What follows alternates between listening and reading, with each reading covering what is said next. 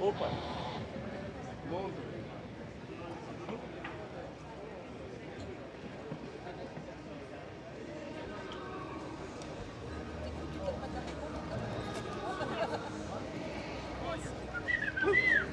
Porque ahora cuando van a salir van a ir así, a sentarse, ¿qué hago? ¿Les sigo así?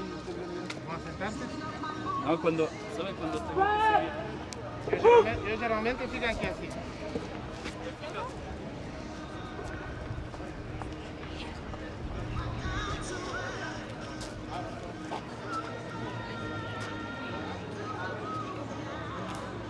Yes, hello Will here, how are you getting on? Good morning to you. That's excellent. Yeah, nice one, nice ground.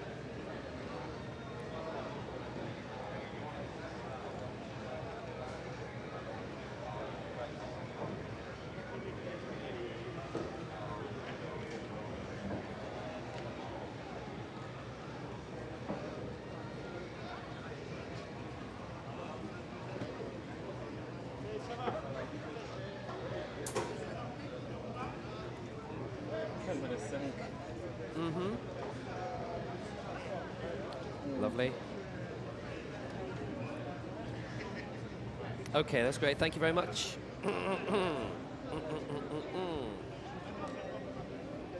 Should have had another cup of coffee.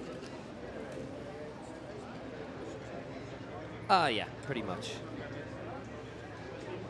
They will have the title of the event and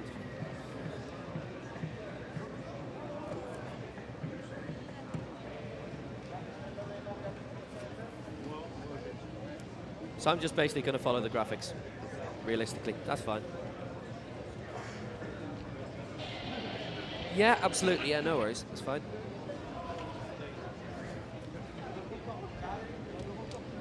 And you're better on the weather.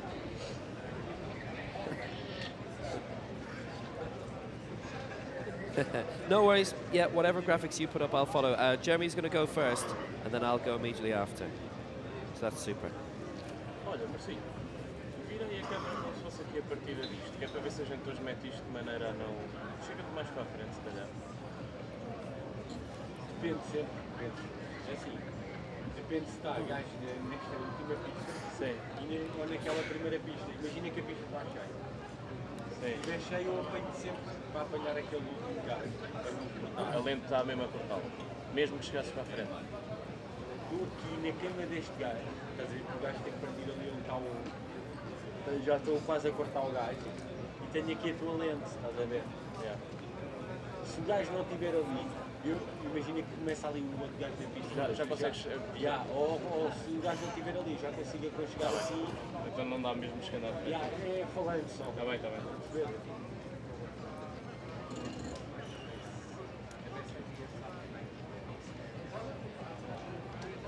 Mas se o gajo estiver, faz nem muito.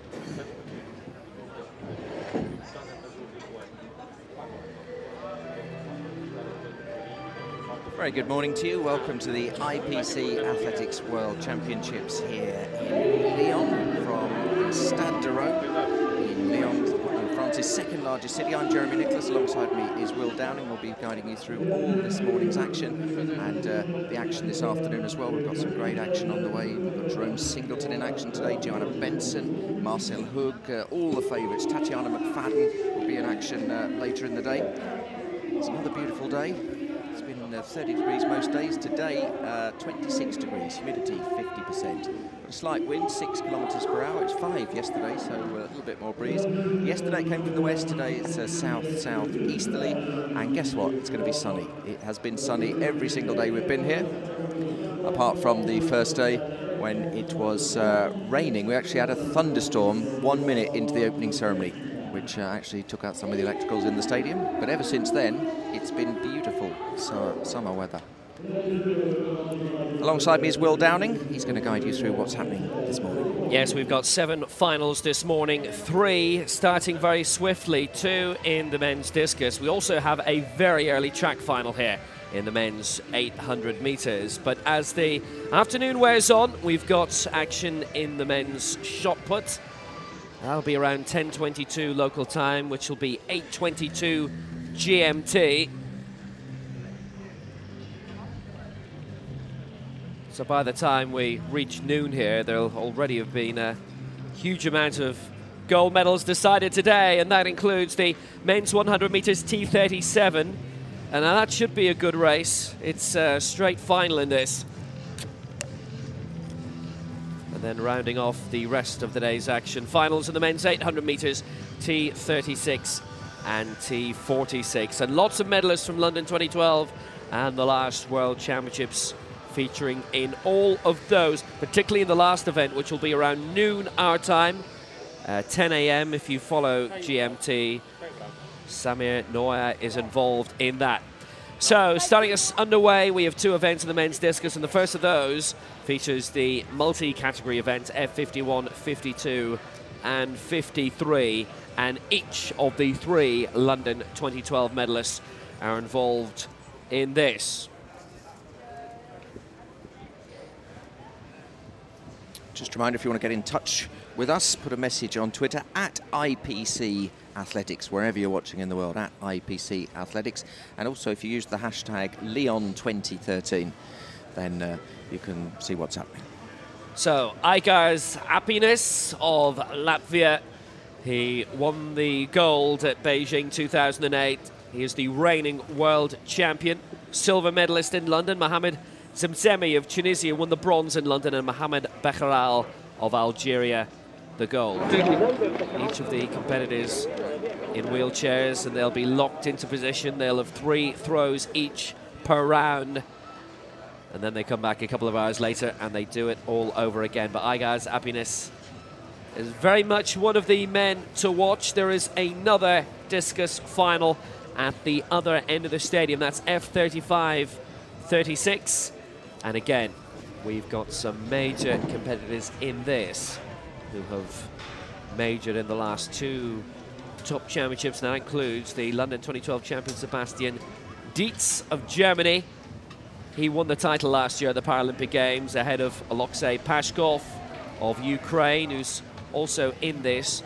Bronze medalist from Christchurch 2 years ago, Vladimir Zhyvoronok of the Ukraine, plus the defending outgoing world champion Pavel Piotrowski of Poland. So they're in separate ends of this wonderfully resplendent and warm Stade de Rome. It's 9:45 in the morning. It's 25 Celsius, but that reading would have been from a few minutes ago. It's going to go up and up, and our colleagues from British television who are alongside us here, they have got a monitor on the track. And yesterday, at one stage, it was in the mid-40s Celsius, well beyond 100 degrees Fahrenheit. Quite spectacular, quite warm, obviously, to be running in. And don't forget, the officials have to be out there for hours and hours ahead of the athletes and after the athletes.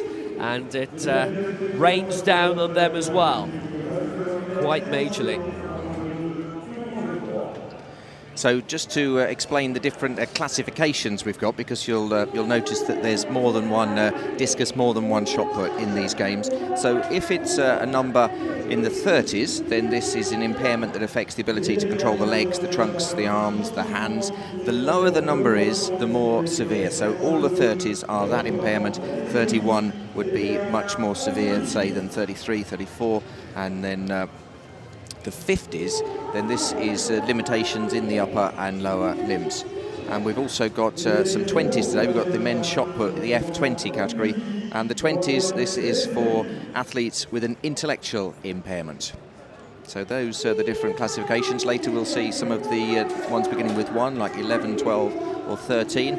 These will be, well, the 11s are blind runners, then the less impaired is 12, and the least impaired is the 13s. The T just means that it's a track event. The F just means it's a field event. The only confusing one is the long jump, which in some countries is classified as a field event, sometimes as a track event. To me, it should be a field event, but actually here we're calling it a track event. So I hope that's clear.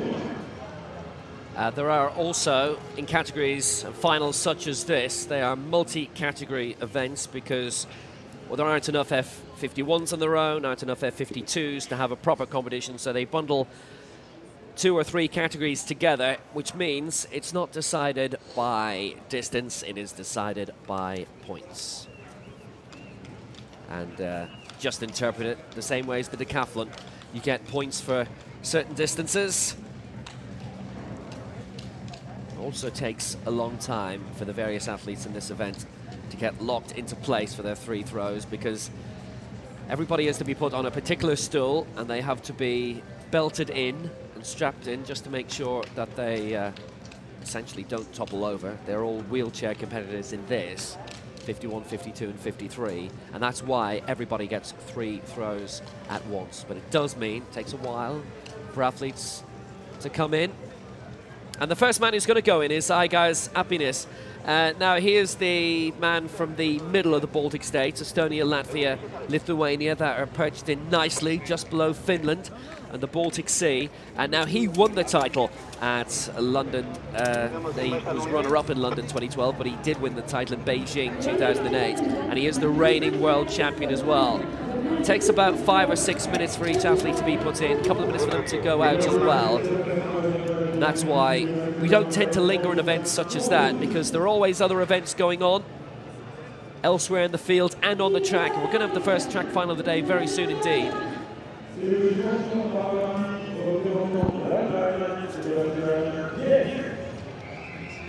At the other end, it's the men's discus F35-36. And those categories to do with a certain mobility and cerebral palsy or brain injury. And because the final digit is quite high, then there's a limited restriction. And the lower the final digit, say for example T11, well, when it comes to visual impairment, that's total blindness. T13, you actually get to see a lot. So I remember speaking to Jason Smith, who won the 200 meters yesterday, basically the first time I met him at the European Under-23 Championships under the umbrella of European athletics, so-called able-bodied athletics, if you wish. And he was just explaining to me that basically he can only see about 40 meters in front of him, and everything else is just a sort of a tunnel, sort of a blur. But he can see in front of him, and that's why he is so fast and as good as he is and able to battle against able-bodied athletes. And in terms of the F35 and F36 and 37 as well, another Irish athlete who won gold yesterday, Michael McKillop, a very competitive athlete, is able to take on able-bodied athletes and beat them. Obviously, there is a restriction on him in terms of the impairment, but he's still a competitive world-class athlete. And if you are competitive and world-class, then there's really no reason in the world why you oughtn't take on the rest of the world and win. Now we're going to cross to the track, and this is the first event of the day on the track, and it is a final. It's the men's 800 meters, and we have got all of the big names from London 2012 here. The only man of note not in this field is the world record holder, but that's from quite a few years ago in Brazil. Baka of Algeria won the title at London 2012. Mame of Morocco did it in Beijing, and Matecki of Poland did it in Christchurch at the last World Championships in 2011.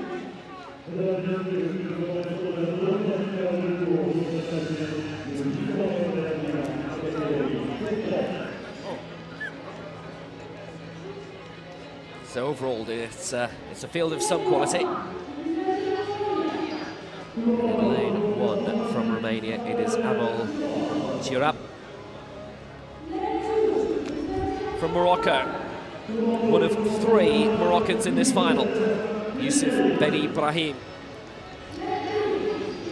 Now the London 2012 champion, and hence the man to beat in this, Abdelatif Baka of Algeria.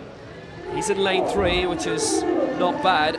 He dethroned Abdelaila Mame of Morocco, who took this title in Beijing. Silver in Christchurch 2011, bronze 2012. So the last 3 major championships, he's gone from gold to silver to bronze to today. Lukas Matecki of Poland, the reigning world champion from Christchurch 2011. In lane 6 for Russia, Alexei Artyomov. Season's best is 5.5 seconds behind his lifetime best. Zina Shekri of Algeria won the bronze medal in Beijing in 2008 when he was 20 years old. And Abdelali El Kadoui El Idrissi of Morocco in the outside lane completes the Moroccan trio. And this is a straight final. There were supposed to be semi-finals last night, but an athlete pulled out, which means we had 8 men left. No point having semi-finals if you've 8 men. So it's a straight final.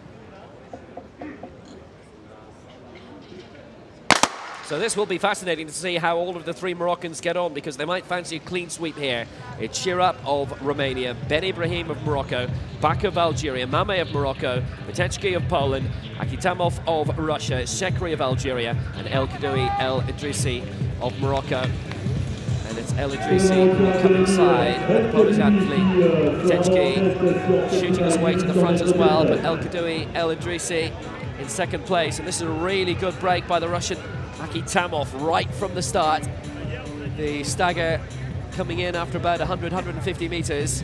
Aki Tamov holding his own very well. The Algerian trying to make a little move on the inside as well. That's Abdelatif Baka, the London 2012 champion. But still, it's Aki Tamov who holds the lead.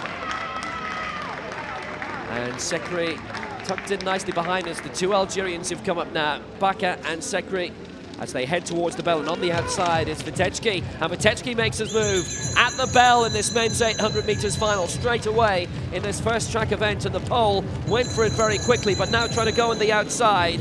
Well, a man of real class in Baka, and the Romanian trying to keep up, and the Russian Aki Tamov too. It was a really good surge over on the far side. We've got 300 to go. Still trying to hold up is Vitechki in defending second place, but really the champion from Algeria, well, what a great surge he's made, Abdelatif Baka, and it was 12 months ago that he got the honour superbly, and now making his way up is Mame also of Morocco on the outside, but he still can't find a way past the pole, Vitechki, and it's Abdelatif Baka who leads with 100 metres to go. This is the final bend, and Baka's on his way. He did it in London. There's no surge behind him. He's doing it in the world final in Lyon as well. Baka's going to take the honours. I just think Mame might just come up in second place, but it's gold for Algeria, and the dip was taken on the line, I'm pretty sure, in the end by Vitechki.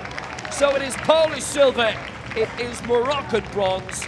Well, that was a really good race in the end, and it was 1:54.38. It was a very good time, but when world medals are at stake, times often take a back seat. But Abdelatif Baka would not take a back seat there. He was determined to get the absolute pristine result that he achieved in London, and he went for it on the back straight, and he held his way up very well because he'd opened a good gap by the time that he'd reached the final straight. He's on his way. It's a season's best. It's been rounded down to 1:54.36, and just look at the battle behind for second place. No worries about the winner there. Good tip by the Polish athlete there, Vitechki. He made sure in his season's best that he would get there ahead of Mame, who now has 4 major championship medals to his name. Only one would be gold. Baka, gold in London, gold in Lyon. So first medal of the day. And it goes to Algeria. Poland get the silver, Morocco get the bronze. Personal bests as well for the other Algerian and Moroccan in the race, and a season's best for the other Moroccan. So I think when you get your personal best and your season's best and you still don't win, at least you can say, well, I did my best I could possibly in that race. Well, I don't think any of the athletes there left it behind them, and Abdelatif Baka certainly didn't. 1:54.36. He takes the gold. Lucas Vitechki of Poland the silver, and Abdelala Mame of Morocco got the bronze, just ahead of Zina Shekri. Personal best in 4th, but no medal for that.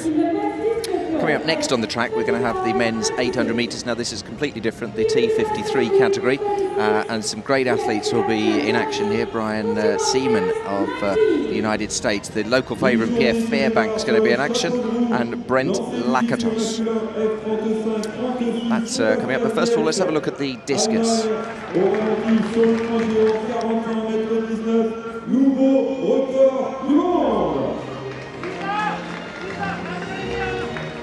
It's Sebastian Dietz of Germany, 41.19, and that is a new world record. Sebastian Dietz of Germany, well, that's not a bad way to start, is it, with the first throw of the day.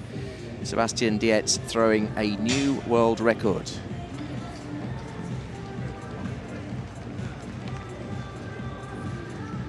.41.19, that gives him 1,061 points, and the Croatian is just behind him. He's thrown 32.12, that is 816 points.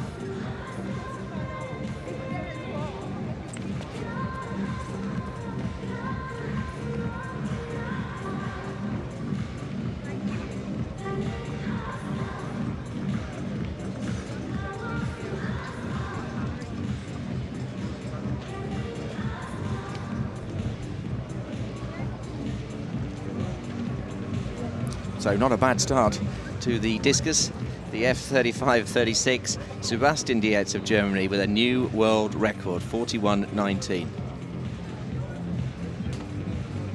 So next up, the Ukrainian, and you can see that he has thrown 33.42. That gives him 858 points. Great start in the discus, but we'll come away now to go to the track because it's the first semi-final of the 800 metres. This is for T53 competitors in wheelchairs, and these are the racers. Brian Seaman of the United States in lane 3, Pierre Fairbank of France in 4, Brent Lakatos, Canada in 5, it's Roger Pigo-Vedegar of Spain in 6, Hitoshi Matsunaga of Japan in 7, and Hamad Aladwani of Kuwait in 8.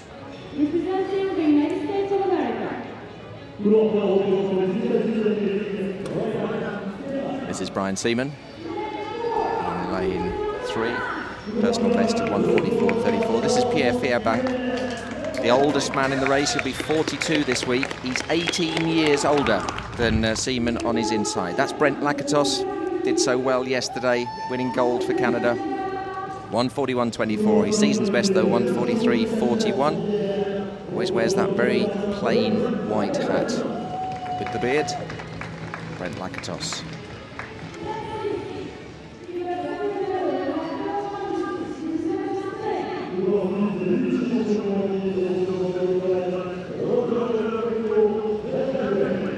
Roger Pigo-Vedegar of Spain has the personal best of the athletes today, 1:36.61.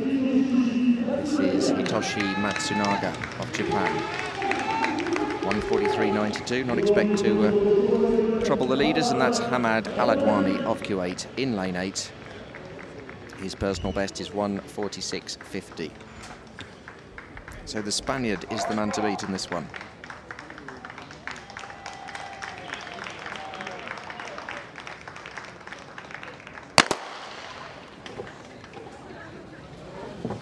And they're away. Seaman's away well. Fairbank of France, the local favourites, away very well indeed. And Brent Lakatos just slightly in the lead. He's already passed the Spaniard at the moment, but it's an 800 metres. It will be a tactical race. We will have the first 3 go through to the final. There's 2 semis. The next 2 fastest will also go through to the final. This is the 800 metres, the T53.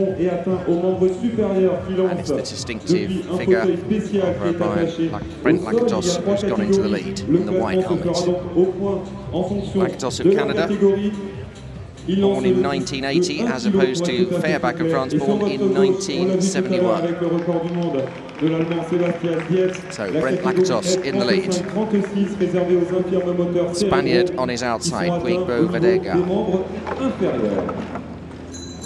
Brent Lakatos takes the bell, looking very comfortable indeed. And just a move here from Hamad Aladwani on the outside. The veteran Pierre Fairbank on the inside, still very much in contention. They're being pretty cagey here because it's just the first 3 that go through, and Fairbank at the moment in 3rd place. But it's Lakatos who's leading them home at the moment. Brent Lakatos. Pierre Fairbank right up there in contention. So at the moment we have Canada 1, Spain 2, France 3. Brent Lakatos ahead of Pigo-Vedegar. At the moment both those 2 are going to qualify, but we've got quite a battle coming up here. It's definitely going to be Lakatos. The Frenchman's coming in, you can hear the shouts. The Frenchman's come in and he's got his place in there. Pierre Fairbank, 42 he'll be later this week, and he has clinched the 3rd place in the final.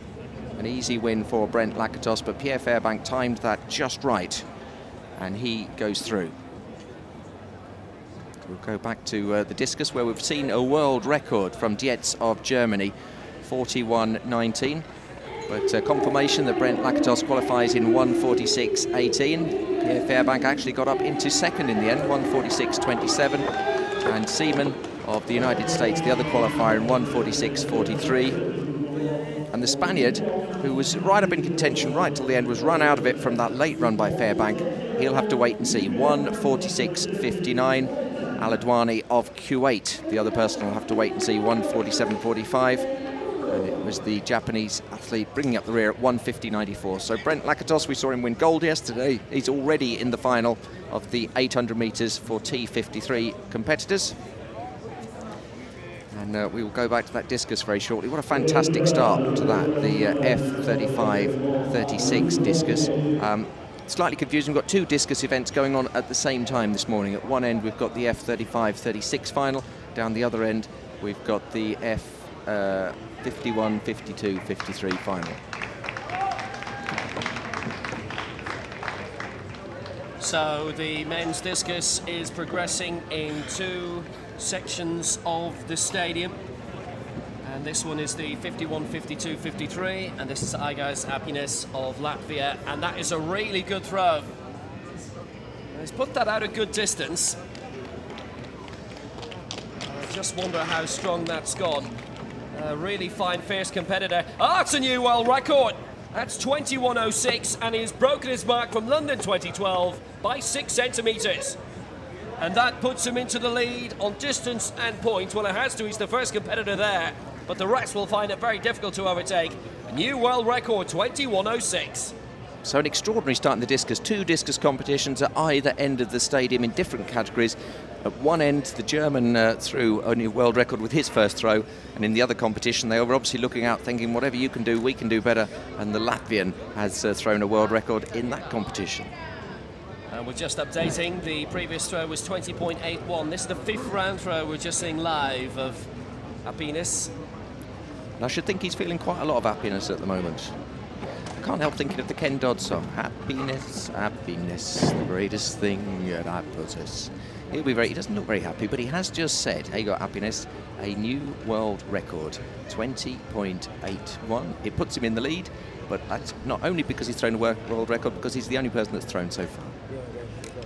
But it puts him in a position. 20.98, by the way, is also sensational. It's only 2 centimetres away from the previous world record. It is, needless to say, a championship record as well, and a European record and a Latvian record. He holds them all. Well, that was a marvellous achievement there, and we're going to join the other discus final, which is the other end of the stadium, and Mohamed El Kabi throws in the F35-36 final, currently being led by Sebastian Dietz of Germany. He too has thrown a world record, 41.19. And it's the tends to be the Germans and the Russians and the Ukrainians and the Croats and the Poles that do well in this. At the moment, it's Germany leading, Ukraine second and third. Let's see what the man from the United Arab Emirates can do. Oh, he's got a red flag, so he will not trouble them. At the moment, we've got Dietz of Germany in the lead, 41.19, a new world record just a few moments ago, and he's ahead of a couple of Ukrainian throwers. So now the second semi-final of the men's 800 metres T53, and we have got one of the proper all-time greats in this. And it's lane 7 to watch out for Richard Coleman, who twice is the Paralympic Games champion in this. He's the defending world champion as well. Has the championship record, but he will be very wary of the men who are alongside him.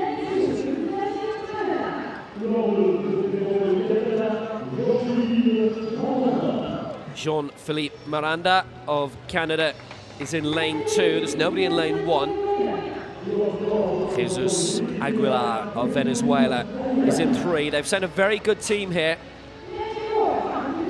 Well staffed. Robert Hunt of the USA, he is in 4. His season's best, 8 seconds behind his PB. A lot swifter overall is Yun Hirimichi of Japan, who's in 5. Now, this is an impressive athlete. Generally medals, no matter what the competition. Joshua George, bronze in this in London, silver in Beijing. The champion from London 2012, Athens 2004, Christchurch 2011, it's Richard Coleman of Australia. 7 times Paralympic Games medalist, 2 of those gold. And Yoo Byung-hoon of Korea, bronze in Christchurch at the last World Championships in 2011. So it's a quality field, as it was for the first semi-final. But in truth, I think there's probably a bit more stacked. Second semi-final, first 3 to go through, and the 2 fastest losers. So it's Miranda in 2, Aguilar in 3, Hunt in 4, Hiramuchi 5, George 6, Coleman 7, and you in lane 8. And just look at Coleman go. He's just absolutely flown ahead of the rest, and there's no doubting when the stagger is ironed out, he'll be in front, and George should be right behind him. You has got a lot of work to do in lane 8 to try and keep up with this altogether. Coleman started very, very well indeed, and he has started how he means to go on. Joshua George behind. They've got the 2 fastest personal best. Hiramuchi of Japan I would expect to be featuring as well, but right now it's Richard Coleman right at the front and looking very, very impressive indeed. And this is still with a lap to go. George in front for Australia. Coleman in second place just behind, and you'd expect you to have made a little bit of a move by now, and he has done. But Hiramuchi won't be far behind also. Coleman, George and you is the 1, 2, 3, and it's 3 who go through, and if they keep this pace up and the gap, they won't care who's first, second or third. 300 to go, and it's still Richard Coleman looking so impressive. His own championship record might be under threat here, 141.58, and that's probably the only reason why anyone will want to win this race, because they have gone off at a very swift pace.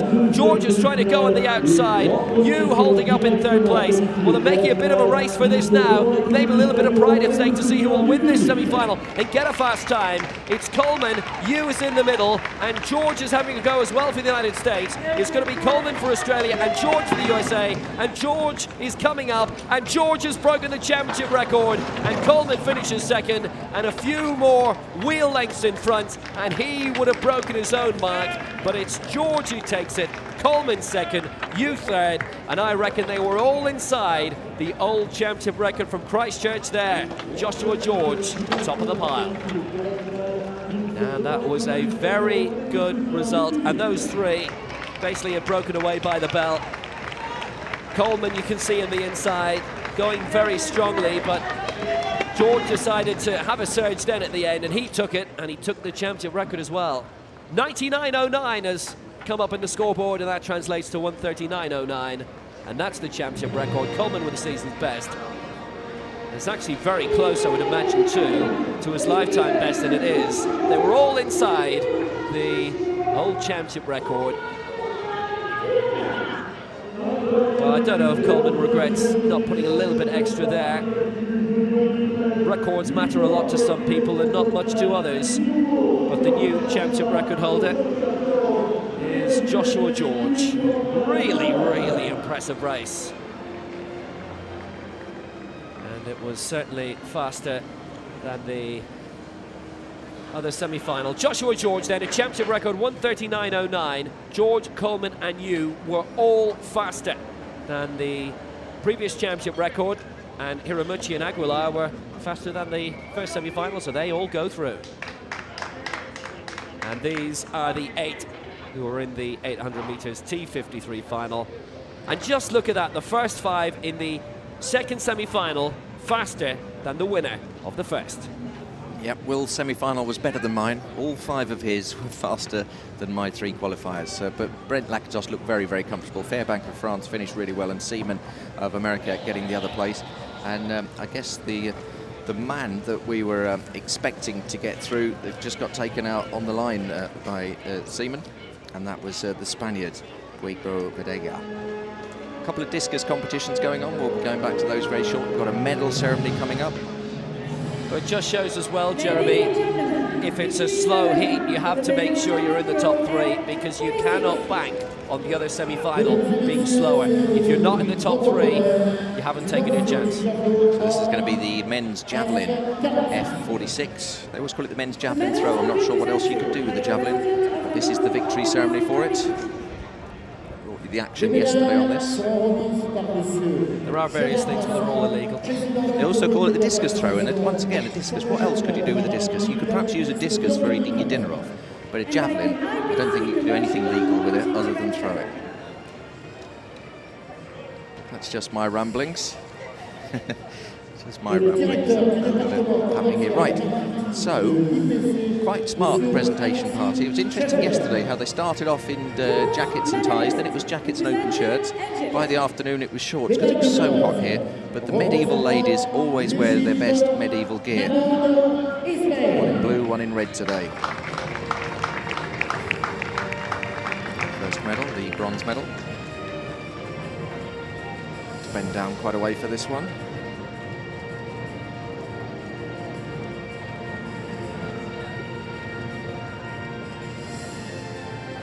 So the traditional suits that those ladies wear are very, very warm today. But on the opening day, when it lashed it down with rain in 1 minute into the ceremony, there he is, the Egyptian, Mahmoud Ismail, bronze in the javelin. In that opening ceremony, those ladies' costumes, I think, must have got very, very heavy because they didn't have waterproof fabrics in medieval days. So, to be honest, they're not ideal for the rain or the sun. But they look splendid wearing them, and I think it adds a bit of dignity to the occasion. The Shikari of Iran gets the silver medal. It was a personal best for him, 52.62. And the world record holder from Athens 2004, the champion from there, Devendra. He's a proper legend of Indian sport, and he's on top of a podium again. He takes the gold medal. If you saw the camera wobble slightly there, the cameraman got a bit tangled up in some of the plants that are part of the display. Do a splendid job, all the cameramen here, because obviously they're looking at what's in the picture. Can't always see where their feet are. There's Devendra of India, and he absolutely dominated that javelin competition. So the first anthem of the day we're going to hear is People of India.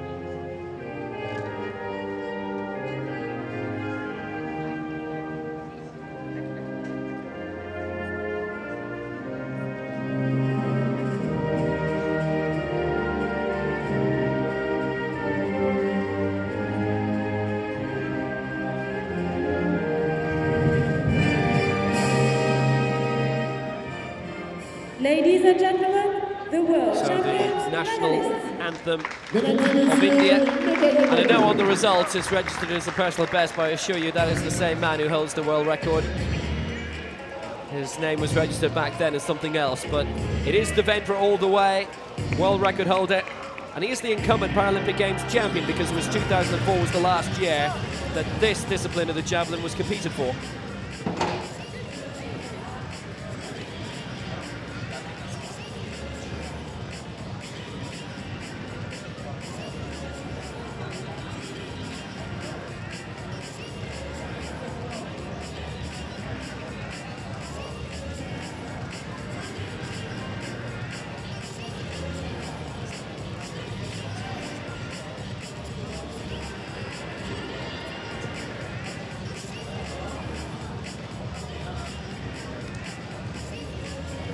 A couple of discus competitions, we'll keep you updated with those, both very exciting. We had a Latvian setting a new world record in one of them, and a German setting a world record in the other, just clearing the track of these.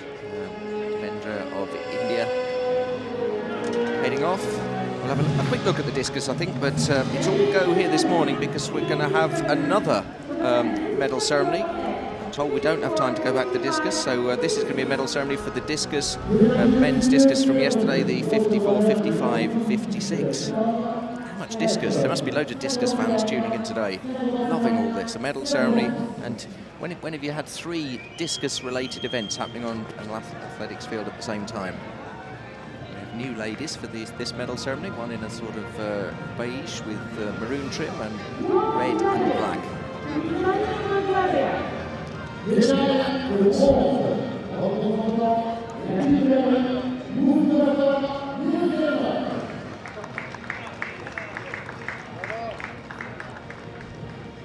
There's the bronze medalist.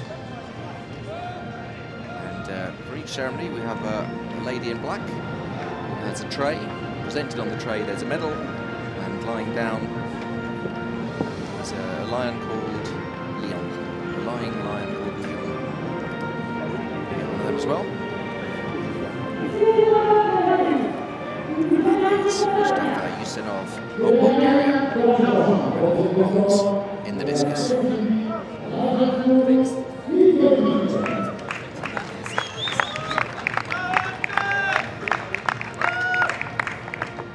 Croatia with the silver medal.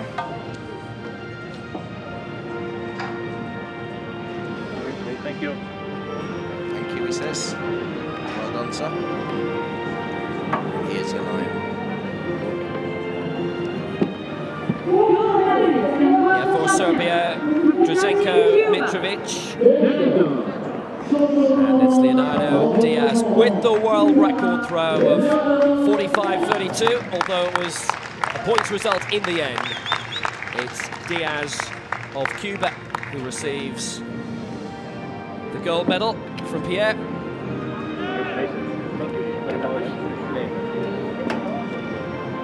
Made a last-minute decision to take his glasses off that almost confused everyone and nearly dropped his glasses, but proud moment for him. He gets his lion. So, hands up if you know the Cuban anthem. We shall find out if you're right. Mesdames et messieurs, merci de vous lever si vous le pouvez pour l'hymne national de Cuba.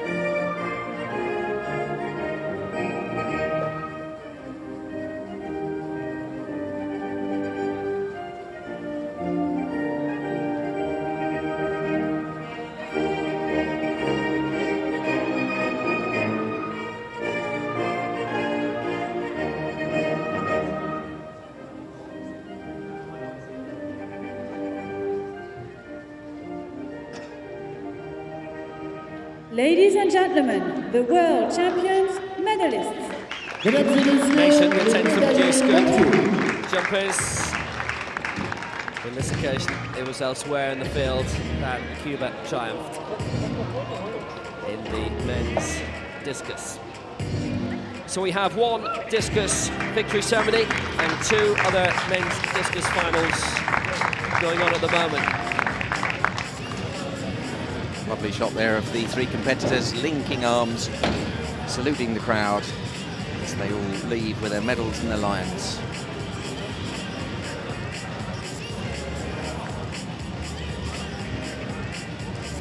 So we're taking a look now at the men's discus F35-36, and this was a really superb throw.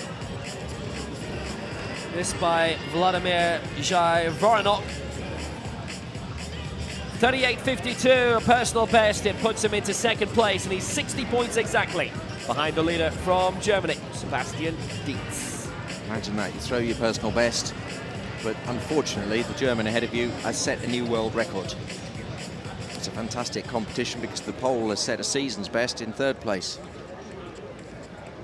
So this situation, and in terms of distance so far, it is Dietz who leads with that world record, 2.5 meters ahead of Voronok, with Petrowski of Poland in third place. And I know those in the long distance throwing events, they often feel that they have to play second fiddle to more glamorous events. Christian Pars won the gold medal in the Olympic Games at London 2012, and his press conference was the most heavily attended of all time, simply because the next press conference after was for the men's 100 meters and Usain Bolt, and Pars made reference to that during the press conference, saying, well, you're not here to listen to us, but while you're here and we're here, you can listen to us, because a lot of the time you're quite frankly not interested in the hammer.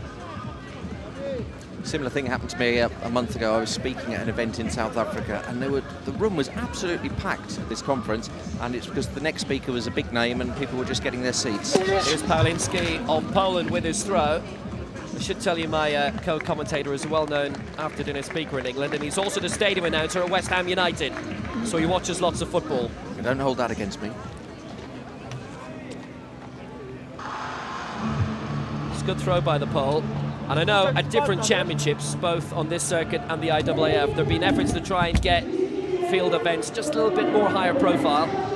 The track undoubtedly glamorous. The jumping event's fantastic. The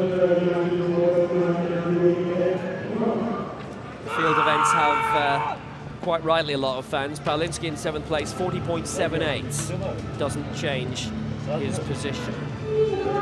Now you'll notice that we alternate commentaries on the race. In the last one I did the first semi and Will did the second semi, and all 5 of his qualifiers were faster than the 3 of mine. So a bit of competition and rivalry in here. I reckon I've got a pretty good first semi-final, because I've got Kim of Korea, Con Jen of Thailand, who was brilliant yesterday, Dupont of Canada, and the legendary Marcel Hoog. I've got Jake Lappin of Australia and Juan Valadares.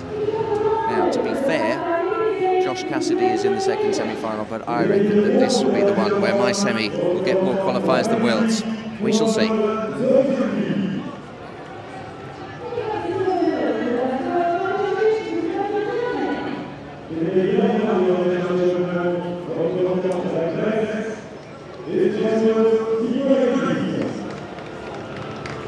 So loads of people will be tuning in for Marcel Hoog. We'll come to him in just a moment. Yes, because we've got early action here in the men's shot put final.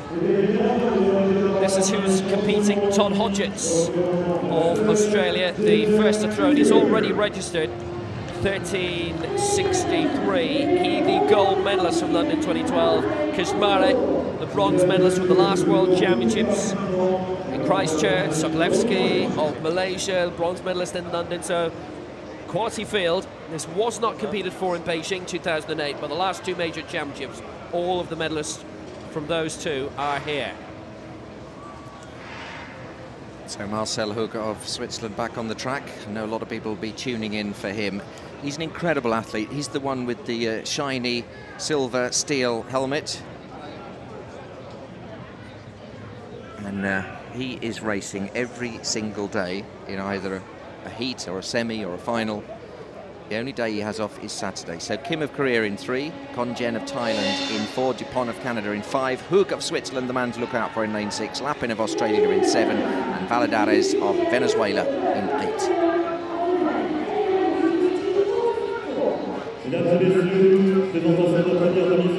See our cameraman down there, focusing on lane 3, and there's the shot from his camera. This is Kim of Korea, personal best of 1:35.13. Smiles to the camera. Good luck, Kim. This is Con Jen, Saishin Con Jen of Thailand, personal best 1:36.14. But we've seen him already in these championships, and he looks like a man in form. Lane 5, representing Canada. From Canada, this is Alexander Dupont. Personal best is 1:36.65, but he's been 3 seconds outside that so far this season. Silver medal in the last Paralympic Games and in the last World Championships, representing Switzerland. A silver medalist from the Paralympics and the World Championship, Marcel Hoog of Switzerland. This man just never seems to be tired. Every single day he's in action, apart from Saturday. There's the cowbells for all the Swiss competitors. Jake Lappin of Australia in 7. Season's best, 1:39.27. Lane 8. His personal best, 1:39.27. And Juan Valadares of Venezuela, 1:35.82. His season's best, 1:43.86. So looking at the personal best times, you'd say Marcel Hoog would be the man to qualify along with Kim, and then either Con Jen or Dupont, or maybe Lappin, who's gone 1:37.73, is his personal best.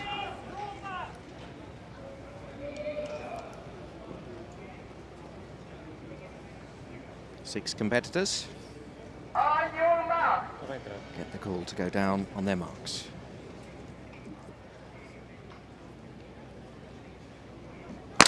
The first 3 in this heat will go into the final, so will the 2 fastest losers.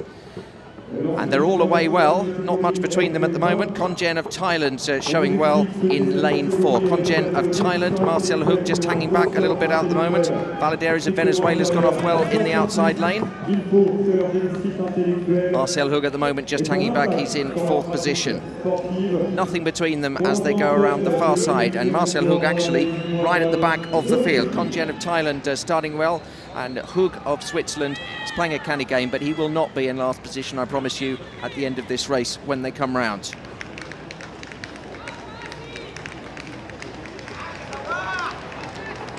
So as they go down in front of us, with 1 lap to go, leading the pass is the Venezuelan Valadares in the lead. Marcel Hug at the moment back in 5th position. It's Valadares from Kim. It's Venezuela leading from Korea. Still no move from Marcel Hug. He's just moving from 5th up to 4th. Now Hug goes up into 3rd. Just watching this man go, he just changes up through the gears. And look at that, how he's moved up into that position. So it's Kim and Kongen and Marcel Hug. Canadian big drop to the moment. And these 3 are going to qualify. Marcel Hug, who was in last place for most of it, has come through. He might even win it, but I should think he'll probably just hold back. And those are the 3 that are going to qualify. It's Kongen, Kim and Marcel Hug, and wouldn't you know it, it's a new championship record. So Marcel Hug, an absolute masterclass in how to qualify for a final with minimum effort. Phenomenal stuff from him. Championship record, 1:35.84. So we've seen some world records and some championship records already today, and we've only just started. Marcel Hug, 95.85. Kongen of Thailand, 96.01. And the 95.85 is confirmed as a championship record, just being announced now to the crowd. Kongen definitely getting 2nd place in a time of 96.01, and it's confirmed that Kim's time was 96.09. Dupont finishing 4th. So Dupont will have to wait. And that is the man that is one of the real stars of this Games. Tatiana McFadden, Raymond Martin. These are some of the names that you'll hear time and time again, but this man has been there, done that, got the T-shirt, got the shiny helmet. He was a silver medalist in London, silver medalist at the World Championships, and here he is in action just about every day apart from Saturday. So he's safely through. We'll give you the official times as they come. We'll be back for Will's semi-final with a couple of discus events. Carlos Munoz Prat of Spain, he's currently ranked in 10th place, 20.59 his best so far. He had a foul in the first round and he needs something in advance of 40 meters here, realistically, to get into the final 3 throws. He basically has to double what he's already achieved, and that is not going to happen, I fear, for him. So he'll be very much out of the race, and he is in F36, as are the top 7 competitors so far, which means I think pretty much his final is drawn to a close. Also should tell you that Mikhail Glab of Poland and Mohamed Al Gabi of United Arab Emirates are both fouled with their first 2 throws and are in jeopardy of not advancing any further. And it's the one thing coaches will always say: if you have a foul,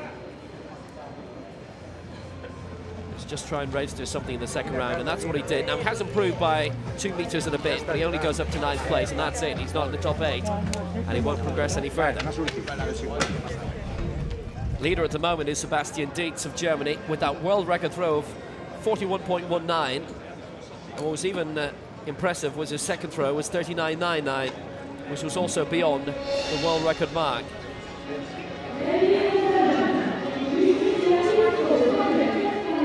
We'll see how he does with his 3rd round throw in a moment, but we have the 2nd semi-final of the men's 800 meters T54 coming up before that, and this features the 400 meters gold medalist from London 2012, Zhang Lixin. Actually, good field in this as well. Be a big cheer at the start as well for first competitor, who is from France.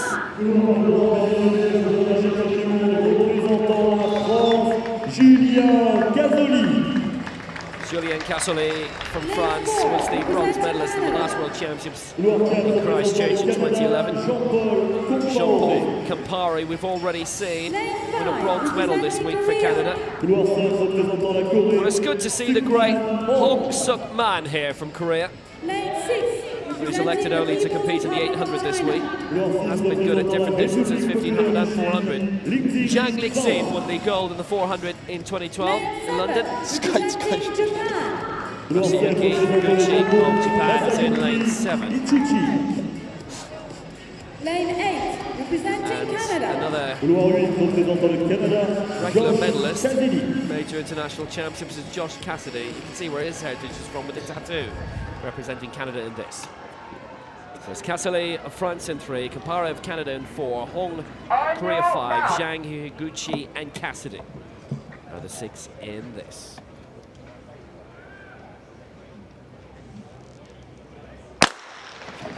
So they take it in lanes for the first 100 meters or so, and then they break away. It's a really good start by Cassidy in 8. It's absolutely flying away in the outside lane. It's the first 3 and the next 2 who advance to the next round. Hong and Zhang also moving up very well, and Cassidy's decided to let them go for the time being as they break out of their lanes over on the far side. 2 laps of the track, this 800 meters. It's a really good championship record time, incidentally, in the previous semi-final.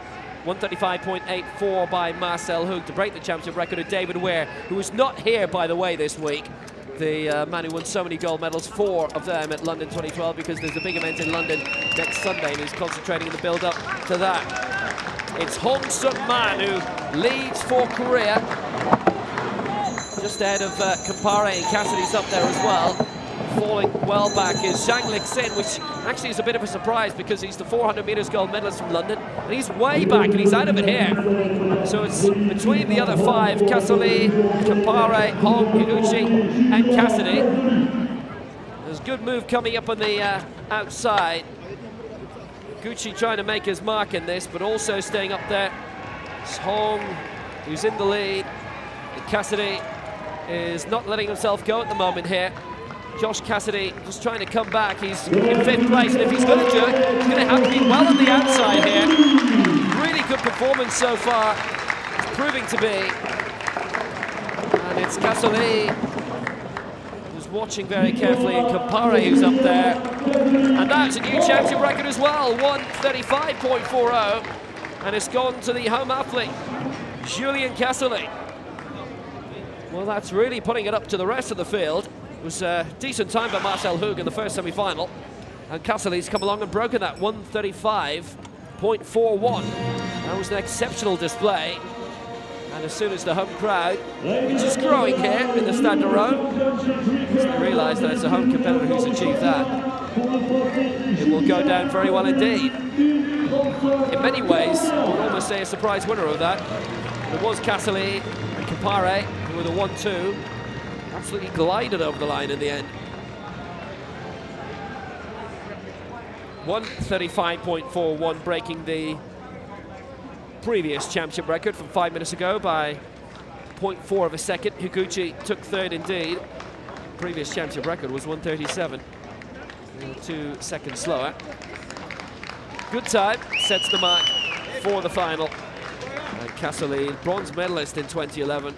Taking it 1:35.41. Campari in 2nd place, Higuchi 3rd, and Zhang Lixin coming through in 4th. Did very well considering how poorly he had done earlier. I don't think that's right. I saw Josh Cassidy come over the line in 4th. I'm almost sure.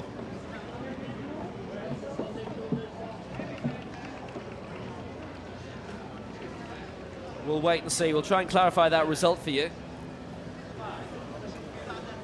But we're crossing over to the men's discus. This is F35 and 36. World record first round from Sebastian Dietz, 41.19. Let's see what he does here. It's a good throw.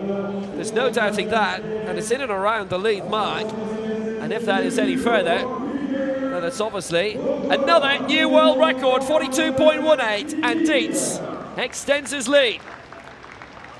Great throwing from Dietz. His first throw of the day was a world record, 41.19. Then he did 39.99, and then 42.18 he has just done, and a world record. That's the third world record we've seen in the 2 discus competitions. Dietz has just beaten his own one. This is Michał Glab of Poland. Now this is very important because he's had 2 fouls and he needs basically something around 30 meters in order to get through. He's got a white flag. And I must tell you that the previous result you saw definitely is not right, because Josh Cassidy was in the front 4 and Zhang Lixin was way out the back. He was last in that race. We'll try and get you the proper result in a moment. Yeah, I definitely saw with my eyes Josh Cassidy. Very easy to spot Josh Cassidy because he's got the wheel, the soccer psychedelic wheel, and he definitely crossed the line in 4th. So that went up incorrectly. So Josh Cassidy fans, don't worry. I think he has qualified. 33.05 that is measured at for Glab. So he has at least got a measurement. But he's 9th and he will not have 3 extra throws. He's out of the final. It's only the top 8 who go through. A little bit too much pressure on him because he no-throwed on his first 2 throws. He then wanted to make sure he got a safe throw to get him in, but unfortunately it wasn't long enough. So he will be out and will not be in the 8 that throw again. So some fantastic action we've seen on the track here. We will bring you confirmation of the qualifiers for that 800 metres.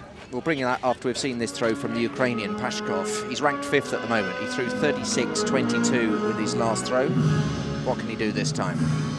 Ladies and gentlemen, victory ceremony for the women's long jump T12. Just got time to get this throw in before the medal ceremony. Oh, that looks good.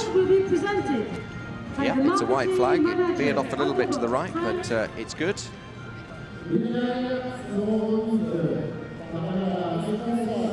But he's fouled it, he's walked out the front, so he hasn't improved, and that is a no throw. We've got another medal ceremony on the way. And then we will bring you those qualifiers in the 800 metres. This is one of the more remarkable events of the week here in Lyon. This is for the T11 women's long jump for athletes who are fully blind. Leap of faith, literally. Jia Zhongxian of China finishing in 3rd place, 4.17. Basically the guide has to clap, and it's all done in sounds, and he'll just say step, step, step, step, jump. And he has to get out of the way because he is standing basically on the jump step. All done by direction. Paraskeva Kansa of Greece finished in 2nd place, and she'd led for a long time. Had a personal best late in the competition, 4.28, but it wasn't enough in the end, and she gets the silver medal. Thank you very much.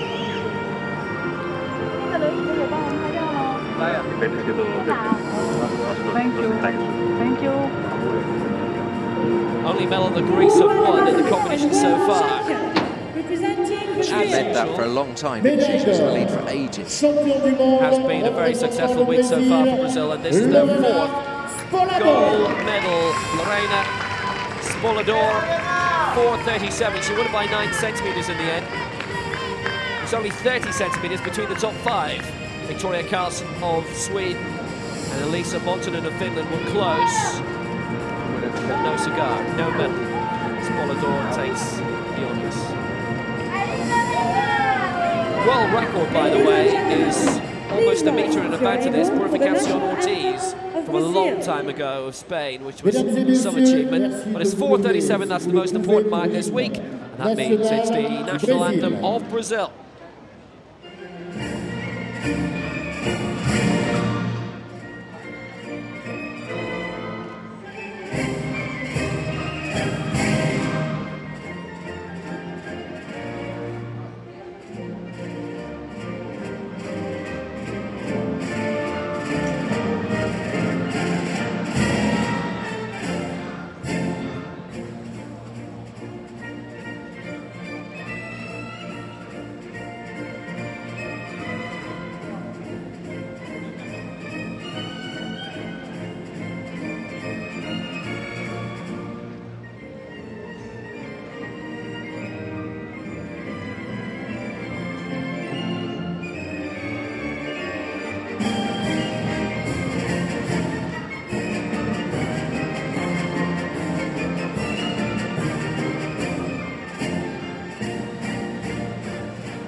Ladies and gentlemen, the world champions medalists. From Brazil.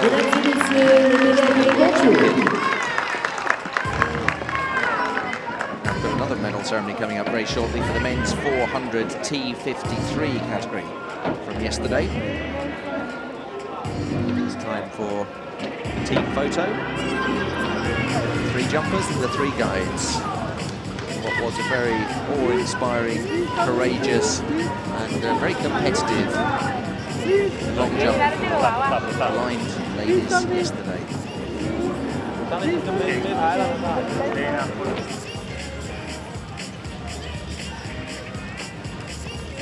So let's confirm who has got through to the 800 metres. This is your semi-final. Josh Cassidy finished in 4th place indeed, and Zhang Lixin, who it was a phantom result, had him up in 4th place, but he fell way off the back. It was really surprising how poorly he did in that. Cassidy winning championship record, 135.41, Kapari second, Higuchi third, Cassidy and Hong qualifying. And most importantly, 5 of yours got through and only 3 of mine got through. These are the qualifiers then. Cassidy, Campari, Higuchi, Hook, Konjen, Cassidy, Kim and Hong. You must be delighted with that. 5 of yours and only 3 of mine again. 2 Korean representatives, Kim Kudai and Hong Suk Man. Now that medal ceremony I was talking about, this is for the men's 400 metres, the T53 category from yesterday.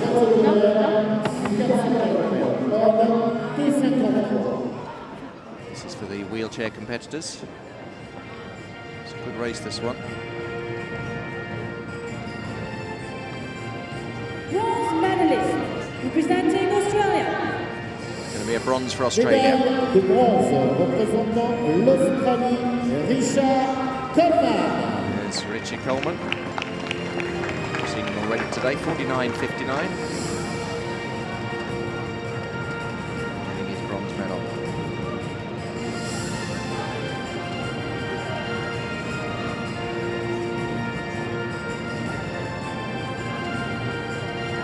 Very typical blonde locks, like an Australian surfer.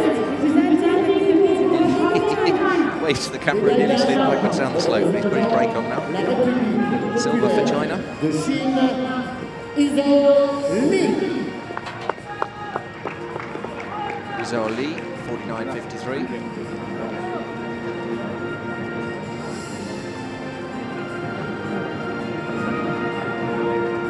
Gold medalist and world champion representing Canada.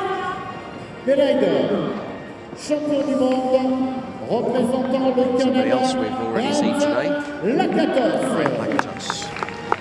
With a distinctive beard, wears that very distinctive white helmet and wins the gold medal for Canada. Another anthem we're going to hear. Still to come on the track after these medal ceremonies, we've got some 100 metres action. A couple of semi-finals in the T35. These are the most impaired cerebral palsy runners. That's coming up after we hear the national anthem of Canada in honour of Brent Lakatos. Du Canada. Oh, Canada.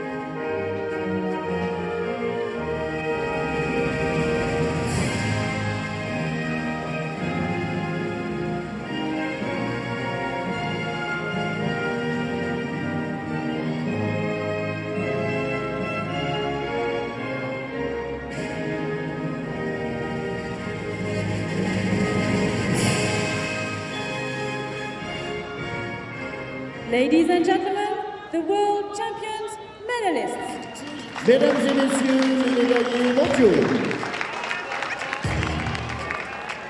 Competitive in the other events as well, and there might be a chance we hear that anthem again another few times this week.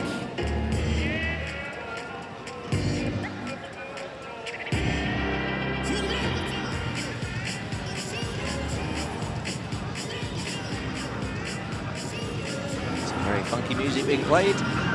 contrasts completely with the medieval dresses of the ladies that were leading them off the tee. Close up there on Brent McIntosh as he disappears down the tunnel. Got plenty more competition to think about. So the action continuing now in the field after the medal ceremonies ceased for now. 2 discus finals currently in progress. The F35 and 36 on the far side of the field, and in the near right corner is the 51, 52, 53. But referring to the previous one, Sebastian Dietz has broken the world record twice. 42.18, his best so far. It is decided in points, but it's pretty much all F36s who are at the top, so we'll go with distance for the time being. Palinski second for Poland now, 40.78, which is past the old world record mark quite impressively. And Giannopoulos has also gone past the old world record mark. Standards very high so far. Both discus competitions being led by world records. Dietz of Germany in that F35-36 final, and then over in the F51, 52, 53 final, it's the Latvian Happiness who has set a world record to lead that one. Getting ready for the 100 metres semi-finals for the T35 competitors, cerebral palsy runners. The semi-finals for that. And 8 of those will be making their way through to the final.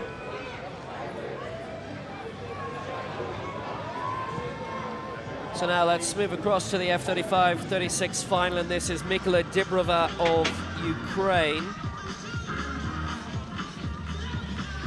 The foul in the first round means he's under a little bit of pressure to get into the final 8. And that will be another foul. 29.74 in the second round, has him in 7th place, so he's safe enough. We saw Mikhail Glab throw a little earlier, and he didn't make it. I think Dibrova's okay in terms of the points. That should put him into the top 8. It's Sebastian Dietz who leads with that throw of 42.18. But now we've the first action in the sprints of the day, and the men's 100 metres T35 semi-finals, and there are 2 of those. Yep, the first one. Just lining them up at the moment. So T35, there's these are the cerebral palsy runners. There's 4 different classifications: 35, 36, 37, 38. The 35s that we're going to see are the most impaired. The 38s are the least. And, we've got Galadi of South Africa, Dilot of Belgium, Barreto of Argentina, Antipov of Russia, Kwiatel of France, and Steen of Germany. There's Thibaut Mok Galagadi, Republic of South Africa, personal best 12.96. He'll be the strongest in the race. From Belgium, Kevin Dilot, season's best 14.44, his personal best 14.29.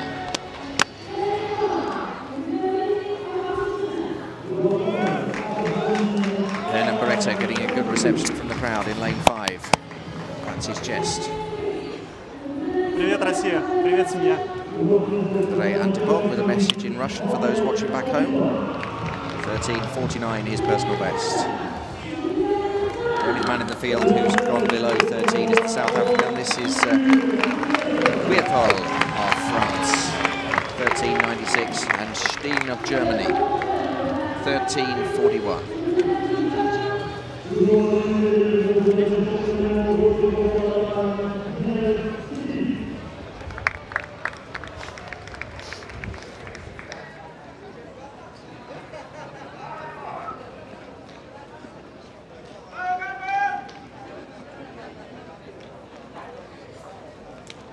First 3 go through. 2 fastest losers from the 2 semi-finals. World record held by Wang of China. Now some will stand, some will crouch. First 3 going through. This is the T35 first semi-final of the men's 100 metres.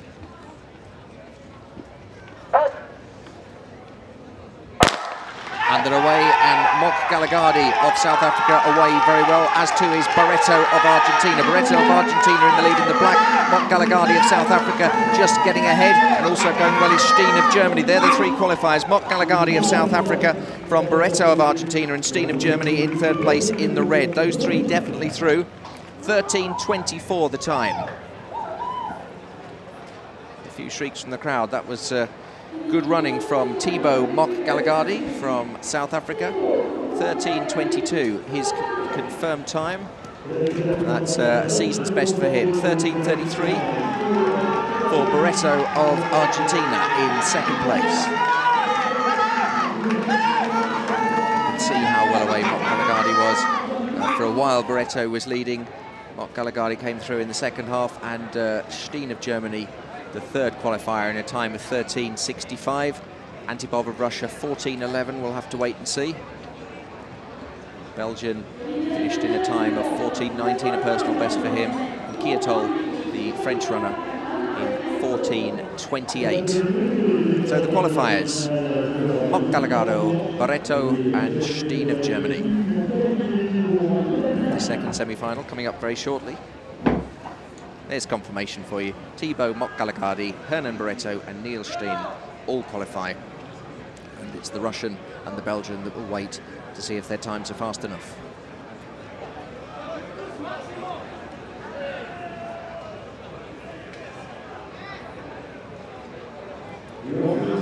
Very impressive performance that by the championship record holder.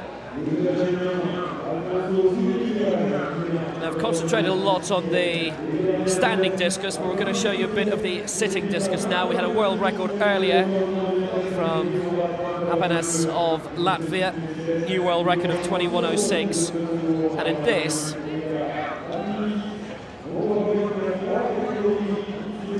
because they are 51s, they sit and they throw 6 in a row. I would absolutely love it if this was the vest being worn in Moscow at the IAAF World Championships next month. This is Alfonso Cunningham of Jamaica. Earlier a season's best of 26:38, which is further than the leading throw, but it is done in terms of points here.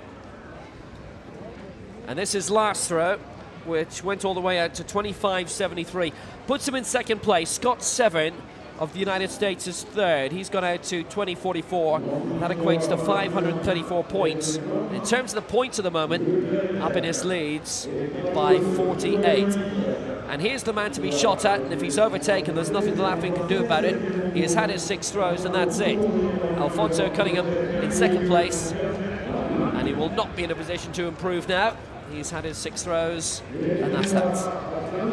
Alfonso Cunningham, actually, I had lunch with him yesterday, or I was on the same table as him. Everyone eats together, all the officials, the commentators, and the athletes. You get 1 starter, 1 hot course, and 1 dessert, and you all sit at the tables together. So the men's shot put, the F20 final, is currently being led by Jeffrey Eig of Sweden. 15:28, it's the season's best. Mohammed Sokelfi of Malaysia in second place, 15:10. And Alexander Alexandrov of Russia is in third. Most days it's chicken and fish. Lots of fresh vegetables, very healthy, being an athletics competition. Now, we had my semi-final, and my boys did very well. I was very pleased, particularly with the South African. But what can Wills do in the second semi? Let's have a look. We'll join the shot put later, because this is the second semi-final of the men's 100 metres T35. And it features in this the champion from London 2012 and the runner-up from the last World Championships in Christchurch 2 years ago.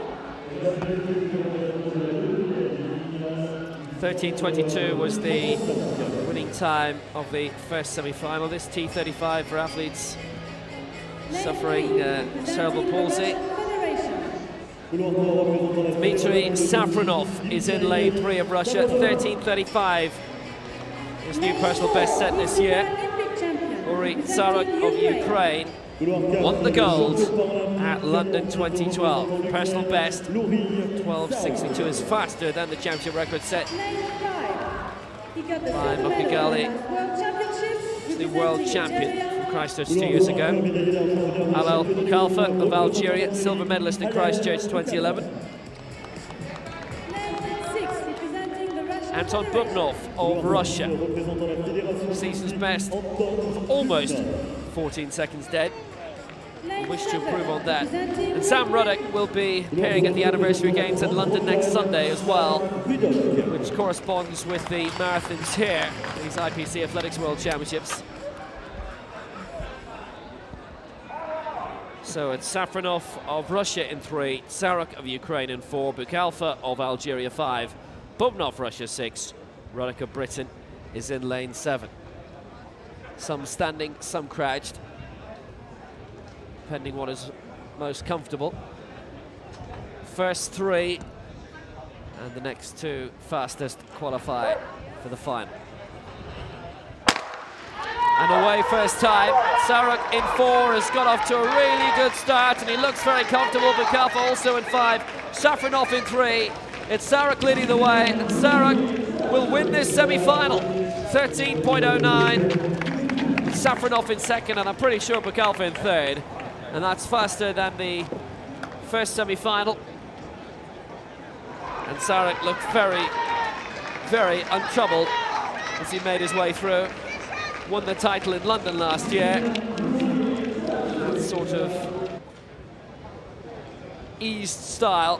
It's been rounded down to 13.08. No real bother to him in the end. His personal best is 12.62, so he ran well within himself in the end, as did Safronov alongside the Russian. I'm pretty sure that's probably a lifetime best, I would imagine, and it is 13.19. Easy does it. Bukalfa indeed did take 3rd as well. And all largely untroubled in this morning semi-final. So Saruk through 13.08, Safronov 2nd, Bukalfa 3rd, and Anton Bubnov is a fastest loser in 4th with a personal best time. And Sam Ruddock will have to look to the other events. So there's the lineup for the final. Saruk taking it ahead of Safronov and Mom Kalagadi, who is the championship record holder and the champion from Christchurch 2011. Very, very much within himself. He can run much faster.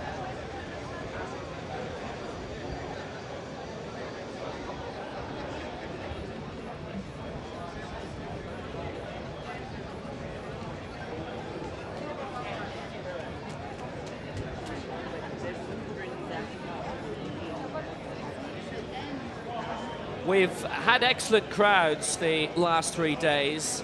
A full capacity for the opening ceremony, which was excellent because events like this don't tend to get really well-attended opening ceremonies. We're going to go back to the men's discus. This is F35-36. Essentially the same category as what we've just seen on the track. Mikola Dibrova in 8th place.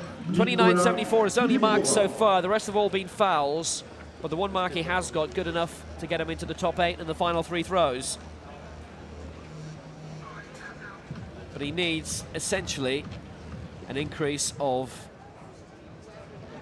14 meters to get higher than 8th. And his personal best going into this, by the way, it's only 33.93. So if he gets close to that, it'll be a personal achievement, but I'm not sure he'll get any higher. Well, that's 26.70. It's not an improvement, and he stays in 8th place. Wherever you're watching in the world, hope you're enjoying our coverage. We're going to have men's 100 meters T37 final coming up shortly, with medals on offer. Fanny van der Merwe of South Africa will be one of the favourites for that. If you're watching in Egypt, Mohamed Mustafa will be also in with a shout with that one. Andrea Dalla Ave as well. Let's just keep you up to date with what's happening there in the discus, though. This is Vidovic.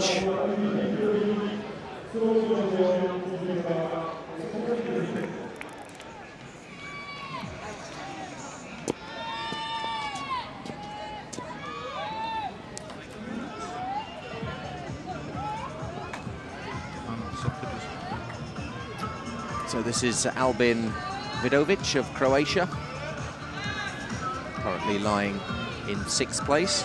His best throw so far, 32.12. That looked like a good one. His last one was a no-throw. He gets a white flag at both ends. Two judges, one to make sure he doesn't come out of his circle, and another one to make sure that it lands between the two allocated lines. And Albin Vidovic hoping that he can beat 32.12. He can't, it's 31.69, which is his second best throw of the day. He's a bit disappointed with that. 32.12, then 30.43, then a no throw at 31.69, his second best of the day, but it leaves him in 6th place.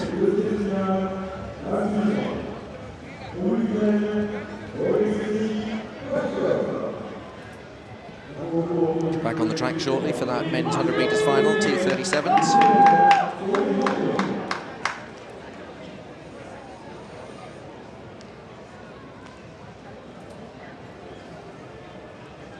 So a couple of minutes yet till that 100 metres final. Let's stay with the discus action. Yes, we're moving across to the shot put, which is one of 3 field finals, which is currently on today.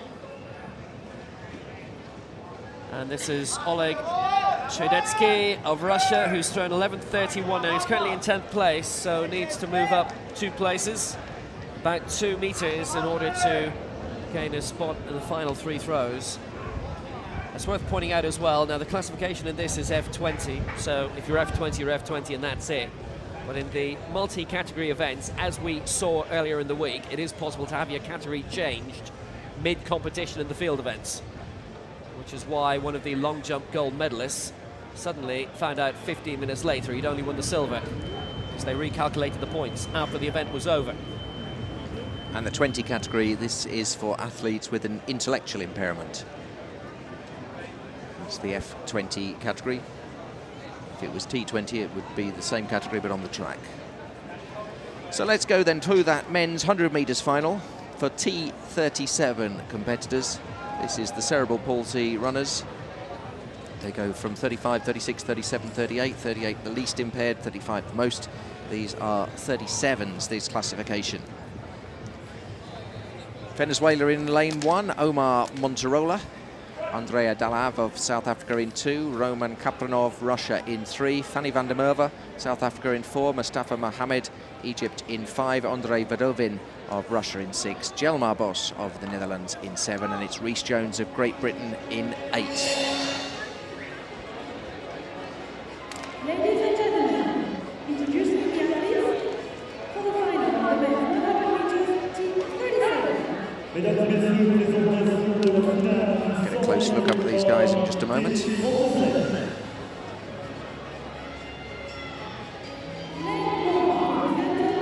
from Venezuela, that is Omar Monterola, season's best 11.85, his personal best 11.68. Here's the South African, Andrea Dalav, we've seen him already, personal best 12.02, set this season. Roman Kapranov of Russia in lane 3, 11.62, a personal best of 11.56. He will be one to watch out for. This is Fanny van der Merwe, who will be a favourite, 11.51, season's best 11.54. He's in good form, he looks confident, but he's only marginally faster than the men either side of him.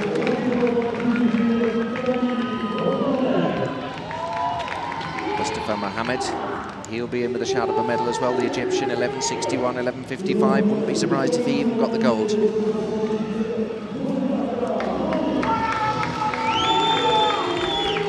very comfortable indeed.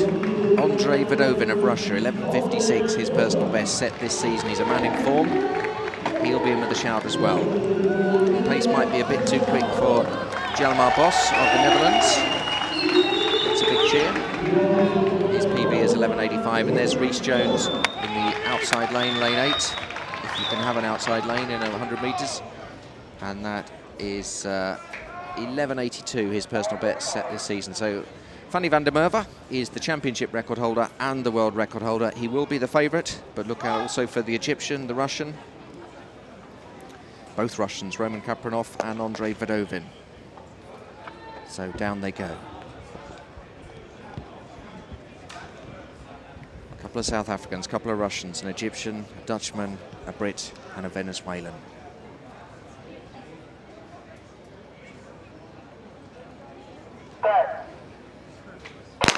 Away they go, and the first to show is Van der Merwe, but also Vadovin of Russia away very well. And it's the other Russian, Kapranov. It's going to be Kapranov of Russia and Vadovin. And who's going to get that one? Hard to tell it. It was Vadovin of the two Russians, and he's done it in a world record time, we think.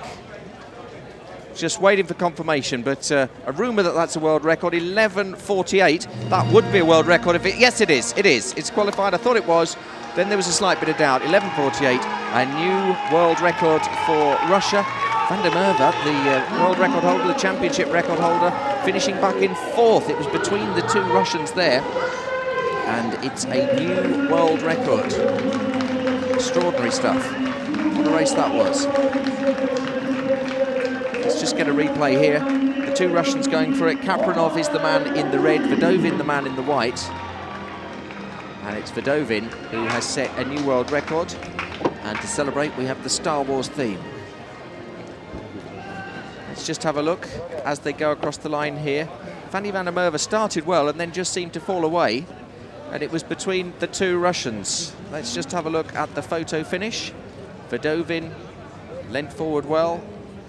Kapranov had no answer for that, so it's Russia 1 and 2. There's the photo finish we can show you for the first time today. So Andrei Vadovin, a world record, 11:48. Unusual thing about that, you will notice Russia 1 and 2, and they're both wearing entirely different singlets, but Vadovin taking it world record time. Yes, one in white, one in red. You usually expect the Russian athletes to be in white with a bit of red and blue trim, but we have seen that before, some people wearing different outfits. Well, Kapranov is wearing the normal Athletics Russia vest, and Vadovin, presumably, what I imagine is the Paralympics Russia vest. Athletes obviously have a choice when you're used to seeing a nation wear one particular colour. You know what, guys? It's hard enough for us commentators to pick you out. Can you try and wear the proper colours? It's okay. Medal ceremony's on the way. Ladies and gentlemen. Absolutely. Let me just give you a sort of heads up of what is still to come. This will be the men's 800 metres T13 medal ceremony, and it will be followed swiftly by the men's 400 metres T54 medal ceremony. And then we'll have some semi-finals in the T42 category for the men's 200 metres. Then we've got the final of the T36 800 metres. What we just saw was the T37 800 metres. So plenty of action between now and lunchtime. We've got the discus and the shot continuing as well. We're going to have a men's long jump starting the medal ceremony at midday, and the last medal ceremony of the day will be the men's 100 metres T37. So that's what's coming up. Then we'll have a little bit of a break, a bit of a lie down, lunch with the athletes, keep cool under the shade of a tree probably, do a bit of research for this afternoon, and we're back on the track at 3:30 with the men's discus final in the 57-58 category.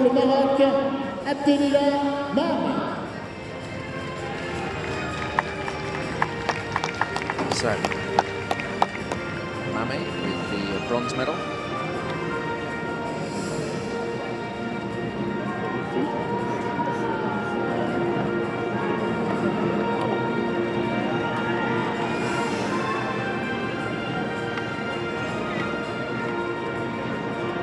Let's have a look. Seems to be happy with it.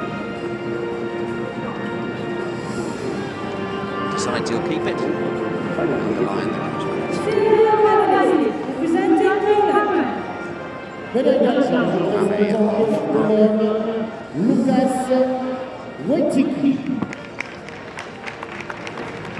Lucas Wojcicki of Poland with the silver.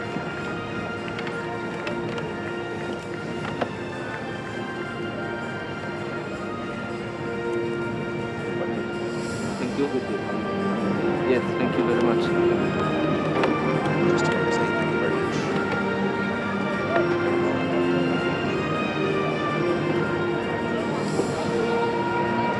So we've seen some world records already this morning. Vadovin in the 100 metres T37 final, 11:48. Record time for that.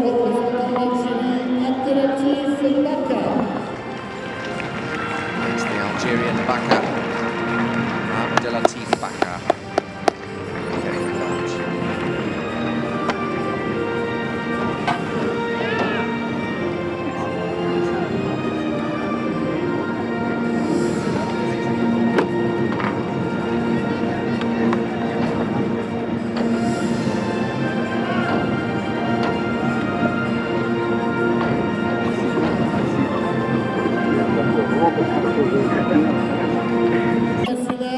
De l'Algérie.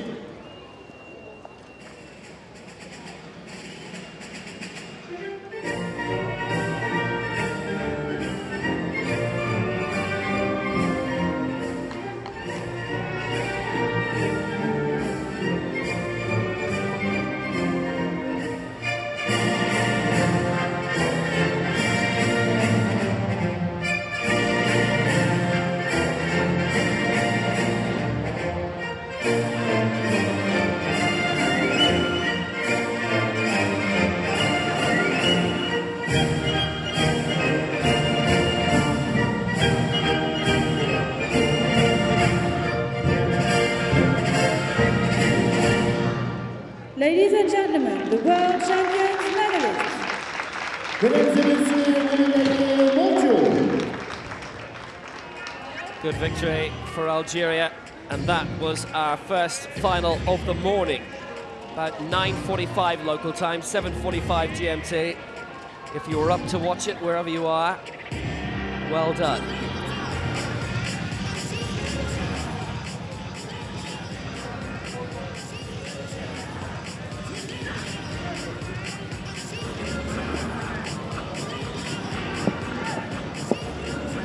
Two track finals decided so far, two more still to go.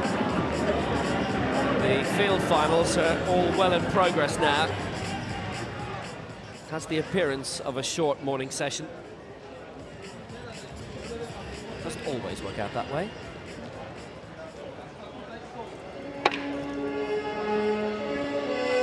Yesterday we overran quite a bit, but I think that was because we had the blind long jumpers, and everything in the stadium has to stop when the blind long jumpers are in action, because it's so important that they hear what's going on. T54 medal ceremony just coming up now. Cérémonie protocolaire du 400 mètres. Homme, T54. This is the men's 400 metres.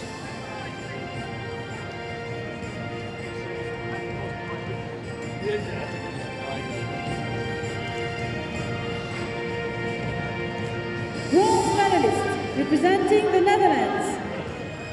Médaille de bronze représentant les Pays-Bas, Kenny Van Weegel. There's Kenny Van Weegel of the Netherlands. 47.57, he did a season's best. Just not good enough for gold or silver, but Kenny will be happy with the season's best.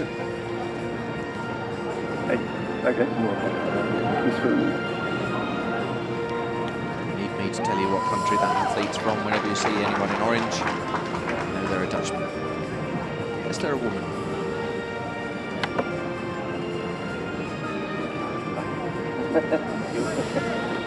Silver medalist representing Germany. Médaille d'argent représentant Silver for Germany. Mark Schuh. Mark Schuh, 47.52. Just 0.05 faster than Kenny Van Weegel in this 400 metres, T54 category, wheelchair competitors.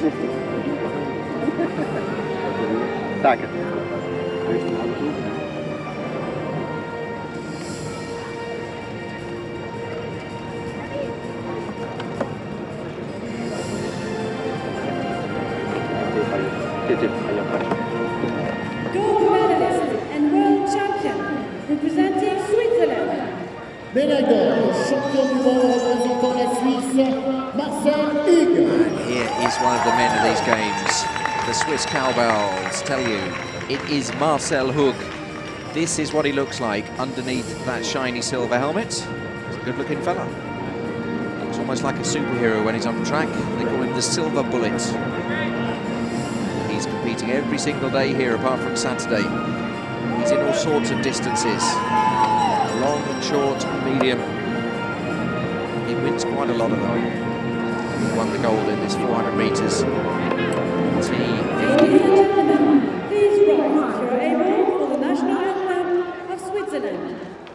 Mesdames et messieurs, merci de vous lever si vous le pouvez pour l'hymne national de la Suisse.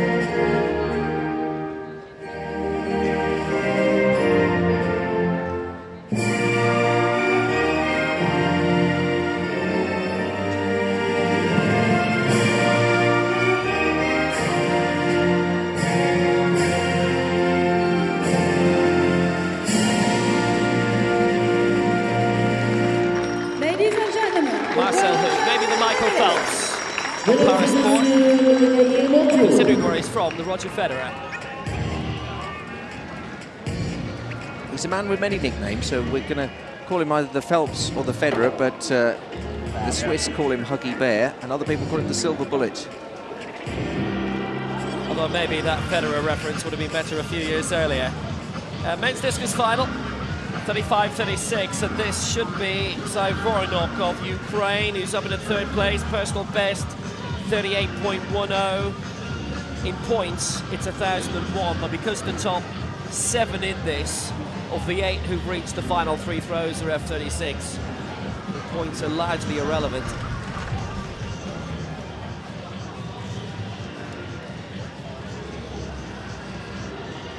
Uh, 35.76 is not an improvement, so he stays in third place. Points aren't important because he's 10 behind, second at the moment, and that's Vagianopoulos of Greece.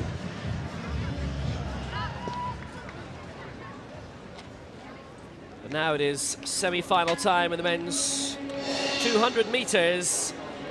It's the T42. We have a couple of major medalists from London 2012 here in lanes 4 and 5. Reigning world champion goes in the next semi-final. Someone at London 2012, but this is Jayala Yoda of Sri Lanka in 3, who we saw yesterday. Shaquille Vance of the United States, silver medalist London 2012, he goes in lane 4.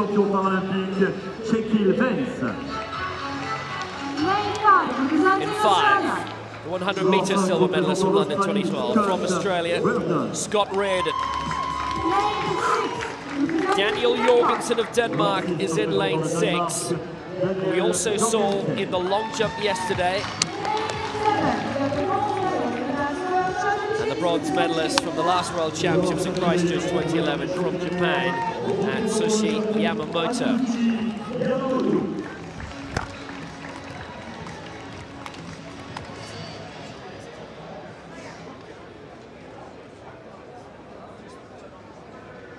As the first 3 who qualify, plus the 2 fastest losers for the final. World record held by Richard Whitehead of Britain, who goes in the second semi-final, who's won the last 2 major championships.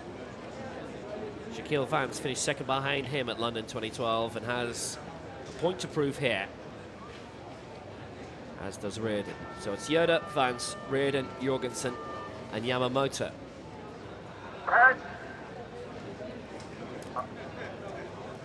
Oh, no, there's just a faulty start. The gun hadn't gone, so I don't think it qualifies as a full start.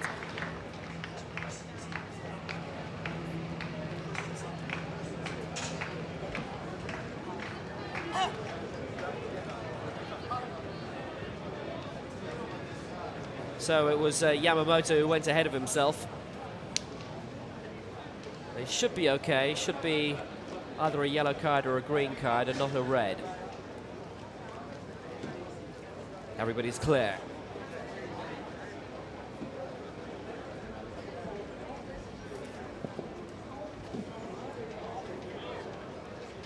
Hold your mark.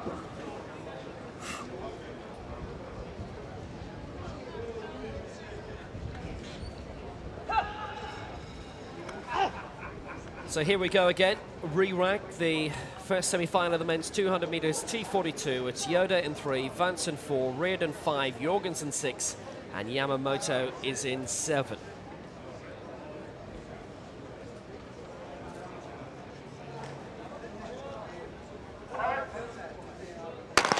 Well, they're away this time. Slow start by Yamamoto, but beginning to get into his stride, but it's Reardon in 5, looking really impressive for Australia. Vance just behind, and as they even up, surely it'll be these two with Yoda for company. It's Reardon leading for Australia, Vance second, and Reardon begins to pull away, looking comfortable, and Reardon will win it, and Vance will be second. A real battle for third, which is going to be taken by Yamamoto, and that's the 1, 2, 3 who go through, and 25.58 is a new championship record. And not only that, but they were running into a very stiff headwind of 2.5, so they could only get faster. Wasn't even a season's best for Reardon. Old championship record was 25.88 from Christchurch from Richard Whitehead, but Reardon took it, Vance second, Yoda third, and Reardon a good fluent style, never really trouble. Vance knew he was comfortable in second, so he eased up a bit on the line, very much eased up. And Yamamoto won the dip ahead of Jorgensen. Yoda was 5th, 25.56, the confirmed winning championship time. And he just broke clear with around 70 to go. And there was very little difficulty from there for Scott Reardon. 100 metres silver in 2012. And he is automatically through to the final quite comfortably. That's precisely the way he likes it. I was talking to him actually on the bus on the way in a couple of mornings ago. And he was saying it was a very, very hard track. That normally helps sprinters, but if you've got the prosthetics, maybe not so. Reardon, championship record, 25.56. Vance second. Yamamoto with an Asian record and Japanese national record in third. Richard Whitehead of Great Britain going in the second semi-final. He's the world record holder and the championship record holder. He's one of the few athletes also that I've been to the house of. More about that when we come to the second semi-final. Discus action continuing on the track. The field, the discus action. And this is the Croatian Albin Vidovic. He's ranked 7th at the moment, 32.12 was his last throw. These are live pictures we're seeing now. It's behind 3 Ukrainians, a Pole, a Greek, and it's still Sebastian Dietz of Germany who leads after throwing a world record with his first throw, and then a bit better at his third throw. This is Albin Vidovic. So just inside on the right-hand side. Showing us again. So last little movement there on the throw. So far he's thrown 32.12, that was his first throw, was the best so far. He hasn't gone above 32 with any of his others. This will be his last throw of the competition. 29.01. That concludes his business for the day. So let's go back to the track for the men's 200 metres, the T42, and this features Richard Whitehead of Great Britain, who was such a star in London 2012. He's the world record holder, 24.38. He also set the championship record, 25.88, winning the title in Christchurch in New Zealand. It's a very interesting chap, Richard Whitehead. He's really a marathon runner. And I went and did a profile on him for the BBC, went round his house. He was all set to take part in the marathon, those are his records. And then he found out that they don't do the marathon in his discipline. So he said, well, what do you do? He said, we do the 100 metres and the 200 metres. He said, I'll do the 200 metres, that's more like a marathon than the 100. And he won the World Championship. This is Regis Woods of the United States. There is Richard Whitehead. They call him the British Blade Runner, 25.17. His season's best, 24.38, is his world record time from London. He was the gold medalist, and 25.88, his gold medal championship record time from Christchurch. Popov of Germany, he will be main competition in this. 25.90 he's run, Popov. The first three go through. You'd expect Whitehead and Popov to comfortably go through. Luis Puertas of the United States, season's best 28.91, which is his PB as well. And Clavel Cailleter of France, 26.67 this season, 26.22 his personal best. You don't need me to tell you he's French, because not only has he got France written on his shirt, but also everyone claps, because we're in France, in Lyon. 26.74 the target time for the fastest qualifiers. But I would expect Whitehead and Popov to go considerably quicker than that. So we're looking at Regis Woods of the United States. We saw him in long jump action yesterday. You may remember his little dance of delight with a colleague who just set a new record. Today he's in running action. Look at the interesting contrasts in style. Some of them standing, some crouching, and Regis Woods almost bending right forward. Oh, yep, they just held them a bit too long there, the starter.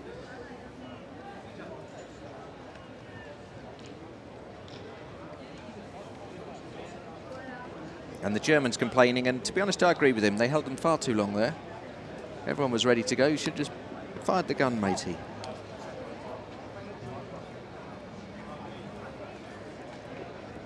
And it's an important time for an athlete. Just before you're about to start the 200 metres, you can win or lose the race on the start. And with just 3 to go through from these 5, plus the 2 fastest losers from the 2 semis, that was a vital moment. And the marks, it is very difficult for the starter with them all having slightly different methods of starting. See, they don't use the blocks, very difficult with the blades. Very hard to crouch down when you're on the blades like that, but they like to go down so they can then have an explosion away. And away they go. Now Whitehead always starts very slowly. He will come into his stride into the second half. Woods is away well. As they come around the bend here, it's Puertas of the United States who's in the lead, but expect Whitehead to come storming through. It's a Popov of Germany. Oh, we've got a man down there, Popov of Germany from Whitehead. And the Frenchman's going to get the 3rd place. Richard Whitehead extending his stride as he does. Popov slowing right down. Cailleter of France. It's a championship record. Championship record. We saw Puertas of the United States falling there. He waves to the crowd, says he's all right, gets a good cheer. Championship record for Richard Whitehead. Popov of Germany also qualifies, as does the Frenchman Cailleter. And Richard Whitehead has just knocked some time off his own championship record that he set in Christchurch in New Zealand in January 2011. That was 25.88. This is 24.49, just outside his world record set at London 2012 of 24.38.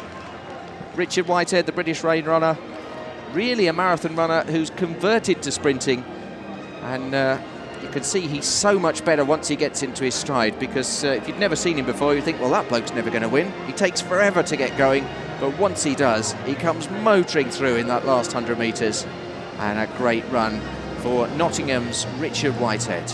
Well, I remember commentating at the Paralympics for Irish television, and I saw Whitehead's final, which I was doing. It was my turn to do that race, and the first 100 metres I just thought, well, Whitehead's not doing very well, he's way behind, and then he absolutely placed. He was in 8th place with about 100 metres to go, and he absolutely shot towards the front in a space of around 20-25 metres. It was absolutely unreal. He's a great champion, championship record 24.50, and once he's in the straight, he's able to balance himself very well.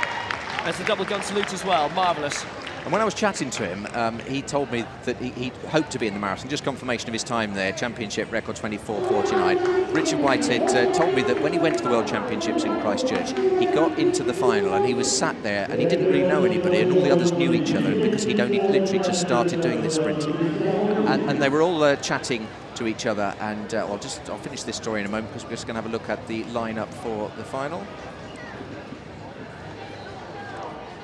Okay, there's a protest on that, so I'll continue with my story. He's sat in the changing rooms, everyone's getting their kit on, and they were running through who they thought would finish 1 to 8, and they thought Whitehead would finish 8th, but he sat there very quietly knowing that he had done a faster personal best that they didn't know about, and it was faster than all of theirs. He went out and he won the World Championship, a marathon runner who turned into a sprinter and blew everybody away, and he's just set a new championship record here, Richard Whitehead. This is Mohamed Zolgefli celebrating their 15:32, and that's his best of the day. Let's put him into the lead. It's the best of the day overall in this men's F20 shot put final. Jeffrey Eig of Sweden in second place, 15:28. That's a season best for him. Third is Todd Hodgetts of Australia, and fourth is Alexander Alexandrov of Russia. 14:21. We're at the penultimate round here, and it was his first round throw of 14:21 that at one stage had him in the lead. That's not too bad. It's very close to 15 meters. Maybe a slight improvement for him, but he has to hit 14:78 in order to get into the medals. We'll let you know what's happened in that 200 meters. Foul. Because there was a protest. Oh, that's a foul. There was a protest, we've heard, so we're not giving you the official result just yet. Now, I don't know what that protest is about, but obviously we saw the American Puertas fall over, and it could well be connected with that. We saw Whitehead cross the line first, Popov second, Cailleter third, but I didn't see what happened, but Puertas went flying, and he was between Popov of Germany and Cailleter of France, the two people who have qualified. So it's likely to affect one of those if they've perhaps strayed out of their lane and clipped him. The Americans would protest. Here's our leader, Zolgefli, and that looks to be over 15 meters. It's another really good attempt. 15:10 and 15:32 as best throws so far. But the arms up and the awkward grimace will tell you it's a foul. And the protest has been rejected, we can tell you. Yep, so if you're a fan of Richard Whitehead or Popov or Cailleter of France, they're all safely through. We'll give you confirmation of the people who've got through to the final, but nothing has changed, so it was as we saw it before. And no improvement from Jeffrey Eig either of Sweden, because that has not reached 15 meters. So 15:28 remains the season's best. It keeps them in second place. More gold on offer in just a moment when the men's 800 meters for T36 competitors. These are the runners with cerebral palsy, T36, and a gold medal on offer again. Just keep up to date with the discus action. As I can see the athletes getting ready for that 800 meter final. Just practicing their starts.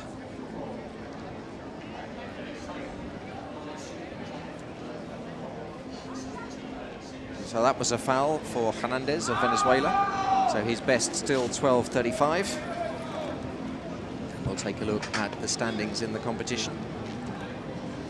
There's the starters for the 800 meters in the T36 category. Everything very much going to schedule today on the track, which is very welcome for the organisers. Well, you say that. This was meant to start at 11:34. It's 11:36. Shocking, shocking. 2 minutes late. And they're nowhere near starting. We could be nearly 3 or 4 minutes behind, which for an athletics meeting is pretty good. Well, we've got 7 in this final of the men's 800 metres T36. And we've got the defending champion from 2011 in Christchurch, Artem Ariev of Russia in this. Also won in Beijing 2008. A couple of major medalists either side of him.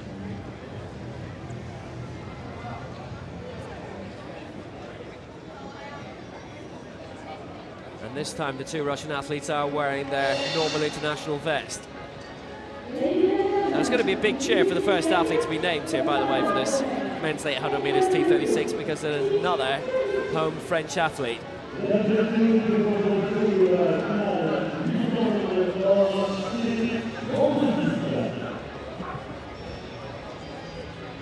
And the first man for France, Alex Delorme. Personal best of 2:27. Need to improve that maybe by 10 seconds. to be competitive today, but he's in the final. It's a good place to start. For Belarus, Alexander Danilyuk. Now 2:14.90 is his personal best. And that makes him a very serious wild card, even though the next three on the outside lanes to him are major championship medalists, starting with Pavel Karagazov of Russia, bronze medalist, Beijing 2008. Defending champion at Arefiev of Russia, gold in Christchurch 2011 and Beijing 2008. And he is the championship record holder from Christchurch. For Great Britain, Paul Blake, silver medalist in London and Christchurch, still only 23.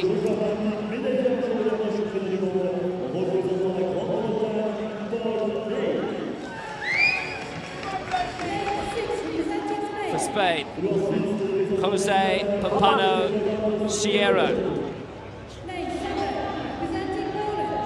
And Jakub Brega of Poland is in lane 7. Personal best from this year, 2:22. But again, really needs to slice 10 seconds off it to be in contention, or it could be a very tactical slow final, in which case times are irrelevant. Oh, we've got a problem here. It's in lane 2 because Danilyuk has gone to the wrong mark. There's all sorts of different markings there for start of different races. He's in the right spot now. So it's Delorme of France, Danilyuk of Belarus, Karagazov of Russia, Arefiev of Russia, Blake of Britain, Pampano Sierra of Spain, Brega Poland. That's the 1-7 in this final. And it's a very good start by Paul Blake of Great Britain, silver medalist in the last two championships. He's head off ahead of the rest, but watch out for Arefiev and Karagazov, the two Russians in this, 3 and 5. It's a very good start by Blake over on the far side. Now they come inside. Arefiev just behind in second place, and the rest, really good gap between them. The other Russian, Kozegov, is back in third place, but Blake has gone herring away here. He's got a PB of 2:06, which was set last year in London, and he started very well. There's been a few hundred British fans have come down here south to Lyon for these World Championships, and Paul Blake has started very well indeed. As they come down the closing straight for the penultimate time, Arefiev is in second place, and the battle really between them. The other Russian, Karagazov, is in third, but he's way, way back, 50 minutes behind. They've taken the bell. It's Blake who leads for Britain. Arefiev is second for Russia, and the rest we won't discuss for the moment, but in fourth place is Pampano Sierra. In third, it's Karagazov. Second is Arefiev, and Blake leads. But between these two, and Arefiev right behind in the back straight, behind Blake, but on his shoulder. Blake holding on for the time being. 200 to go. Arefiev is closing in on the outside, but Blake defending his position for Britain at the moment. This is going to be a very good tactical 150 metres, because at one stage they're both going to have to go very heavily for it. Blake stays on the outside. Arefiev stalking him, goes for it now, goes on the outside. Arefiev has pounced, but here comes Blake on the inside. Blake's going for Britain. Blake's accelerating and the Russians beat it. Blake's going to win gold here for Great Britain. This is great running by Paul Blake, and Blake wins 2:06.12.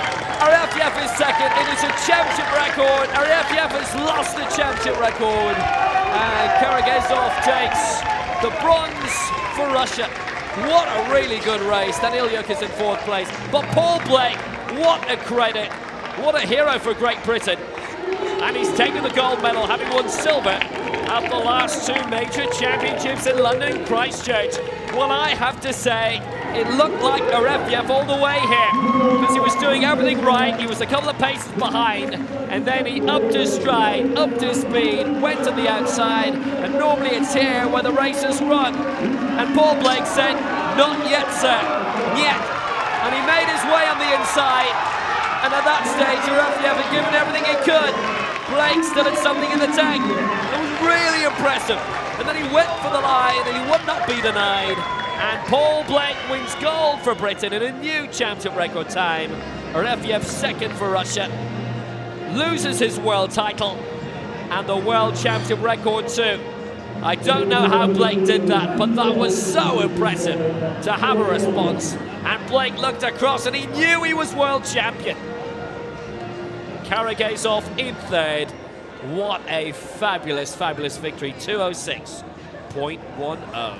And as Star Wars blares out in the stadium here, what an appropriate bit of music, because his dad, also called Paul Blake, played Greedo the bounty hunter in Star Wars. How about that, a bit of trivia? His mum, Kate, a former ballet dancer with the Royal Ballet. And he is the new world champion. Phenomenal stuff. Talented genes in that family, without any doubt at all. Paul Blake takes the honours, and now he has his name up in lights. A star performer, without any doubt at all. Paul Blake, championship record, 206.10. It's gold for Great Britain. Arefyev of Russia, the outgoing world champion, second, and Karagazov of Russia in third, 10 seconds behind the winner. That was a really, really impressive time, just 1 second outside the world record of Evgeny Shvetkov. Phenomenal stuff from Paul Blake. Have another medal ceremony, but what a great one that was. One of 5 siblings Paul Blake is. Learns Italian in his spare time. He's a twin, 15 minutes younger than his brother Alex. He grew up playing tennis and basketball. Found he had an unexpected talent for running. My brothers and sisters, he said, all had bikes, but I couldn't cycle because of my cerebral palsy, so I used to run behind them, and I liked doing that. Imagine that, he couldn't ride a bike because of his cerebral palsy, so he used to run behind his brothers and sisters, and he's just become a world champion at running. It breaks your heart, doesn't it? Phenomenal stuff. Bronze medalist representing Slovakia. Médaille de bronze représentant Bronze for Sri Lanka.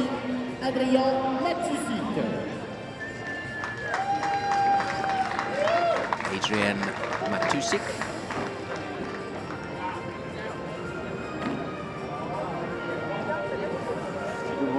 Have more action on the track very shortly. Going to have the final of the 800 metres T46 category. This is for athletes with arm deficiencies. Thank you. Just the 4 in the final. Coming up in about 5 minutes' time. Silver medalist representing Great Britain. Médaille d'argent représentant la Grande-Bretagne, Dan Greaves. Here's Dan Greaves from the East Midlands, 54-58. He always knew he was going to be up against Jeremy Campbell. Great rivalry between those two. Dan Greaves, he had rather too many no throws when it came down to it in the discus yesterday. Oh, no, excuse me, just a minute. Excuse me just a minute, says the official. Just needed to get the brake right on his wheelchair. And puts the silver medal around the neck of Dan Greaves, and Dan says thank you very much. Thank you very much. It's a Lyon, Dan. Gold medalist and world champion representing the United States of America. Paralympic sports. Médaille d'or, champion du monde représentant les États-Unis d'Amérique, Ceremony T12. From the United States, Jeremy Campbell, winner of the men's discus F44.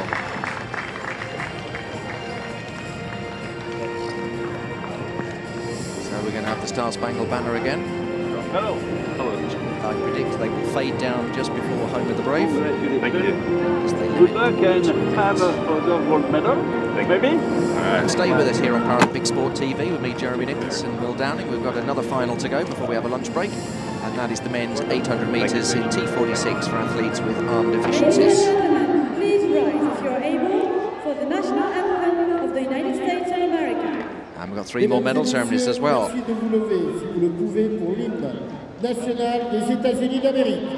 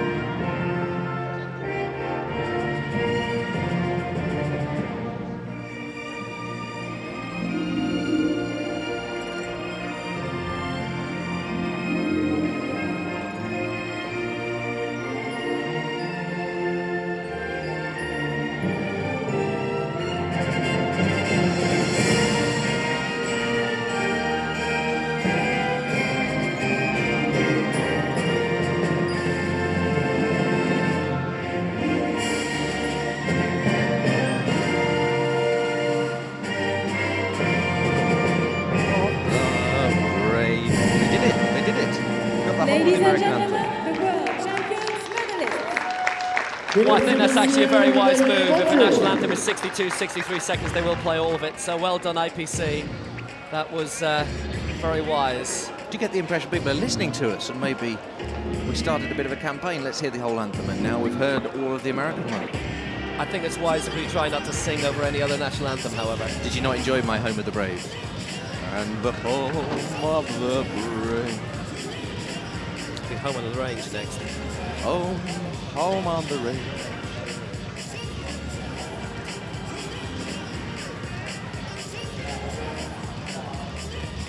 Yes, it's a great victory there for the United States, and also for Malaysia. They've taken gold in the men's shot put in the F20. It's Mohammed Solkelfi with the continental record. It came in the 4th round, and this was it, 15.32. He actually had 3 fouls during that. It didn't really matter much because he got the one that mattered.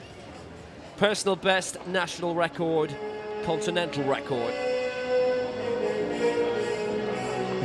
Great victory from Mohammed. Victory ceremony for the women's shot put F35. Silver for Jeffrey Eig of Sweden and bronze for Tom Hodgetts of Australia. Now another medal ceremony is on the way, and this is for the women's shot put. It's the F35 and 36. And you have to feel sorry for the 800 metres finalists, T46 category, because they've had them out on the track there waiting. And I think they thought they might quickly sneak their final in, but there's no chance. Representing Australia. Always been the order that we were going to have the medal ceremony for the women's shot put, F35, 36 category. Catherine Proudfoot. Again, there was a world record in this.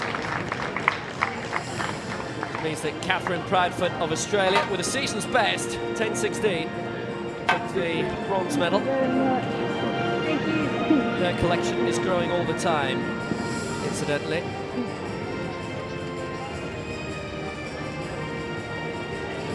The few competitors that rhymes with their sport, through Proudfoot. Thank you. 7 medals so far, but no goals. Doesn't change. Representing the People's Good Republic commentator of called China. Proudfoot as well. Jim Proudfoot. Wu King of China gets the silver medal, championship record 10.43. Just actually now in my head I'm thinking, can I think of any other competitors that rhyme with their sport? If you know, send us a tweet at IPC Athletics. Any competitors that rhyme with their sport? Catherine Proudfoot in the shot. I suppose the way to go really would be to look at the events and then try and think what would rhyme with it. There's Maria Pomazan with the world record in the 35-36 women's shot put, and it's further glory for the Ukraine, who as usual are having an excellent games. 6 gold medals so far, haven't been runner-up in anything. No silvers, 2 bronzes, 8 medals overall. Really impressive athletics nation, both at Paris Port and on the IAAF circuit. Suddenly some people in yellow and blue have appeared in front of us with their cameras ready. Please rise if you're able for the national anthem of Ukraine. Mesdames et messieurs, merci de vous lever si vous le pouvez pour l'hymne national de l'Ukraine.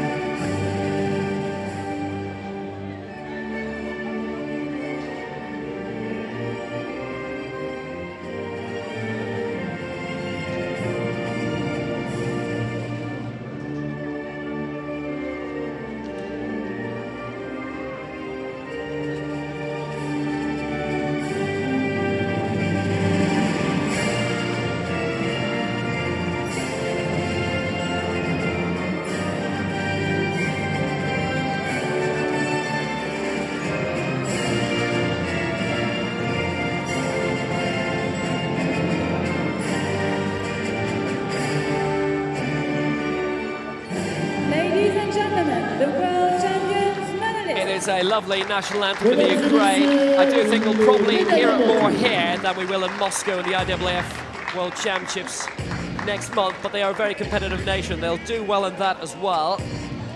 Obviously have less medal events in the IAAF circuit than here. What would you say is your favourite anthem of all the countries? Russia's very good, Germany's very good, East Germany is a very good one. Ireland obviously is excellent. France is rousing, Brazil is nice, Australia. New Zealand's a great one to sing along to. So is the Malaysian one, we'll hear that soon. Mohammed Zulkifli with the continental record, winning the F20 men's shot put. Continental record. Now, I wouldn't know the Malaysian anthem if I heard it, I think. Nah, neither do I. New Zealand one was written by an Irishman, and it's in 2 languages, in Maori and in English. Men's 800 metres T46 final. Extraordinary knowledge, Will has of very strange things. I'll tell you a story about the Kiwi national anthem shortly, but we've got something more important to talk about first, which is this. Something to look forward to there, a story about the Kiwi anthem. So we've got a Rwandan, a Brazilian, a Turk and an Algerian. This is the Rwandan. Muvunyi in the yellow of Rwanda. Personal best of 1:56. This is a T46 classification, and this is for athletes with arm deficiencies.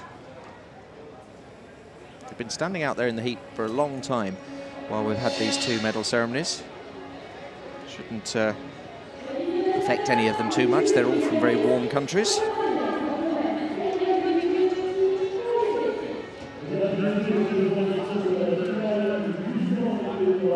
Muvunyi in the yellow of Rwanda. 1:56. He has the fastest personal best apart from Nua of Algeria on the outside. But he'll be in with a shout here. This is a final. If they all ran their personal best, he would be the silver medalist. Alex Pires of Brazil. Wearing one of those things on his nose that helps him breathe a bit better. Kilikazlan of Turkey, in lane 5 in the red. 1:59.14, the slowest man in the field. This is the man to look out for, I would think, Samir Noya of Algeria in lane 6. I think this is going to be a race between Noya would expect to get the gold, and Muvunyi and Pires be contesting for the silver.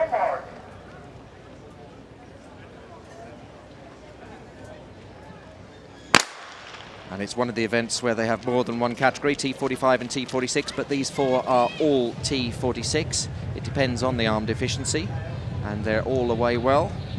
In the yellow, it's Muvunyi of Rwanda, Pires of Brazil in the green, Kilikazlan of Turkey in the red, and in the white of Algeria, it's Noya. So taking them out is Kilikazlan, with Pires tucking in behind him. Then it's the Algerian and the Rwandan making up the field at the back at the moment. And now Pires decides he's seen enough, and off he goes. It was a very slow start. Pires now taking them round, followed by Noya. Could well be between these two. Can the others keep up? The Rwandan is doing his best, and Kilikazlan of Turkey is being left. 2 laps of the track. They're coming down the home straight for the first time. In the lead, it's Pires of Brazil, and he just quickened the pace up there, and it's become 3 in the lead now. So Pires from Noya, from Muvunyi of Rwanda, and Pires looking very good, but Noya of Algeria, I expect to come past him at some point on this back straight. We shall see what happens. He may even hold it a little bit longer. Pires going well for Brazil in the green. Noya of Algeria, he's going to make his move now, is he? Pires holding him off.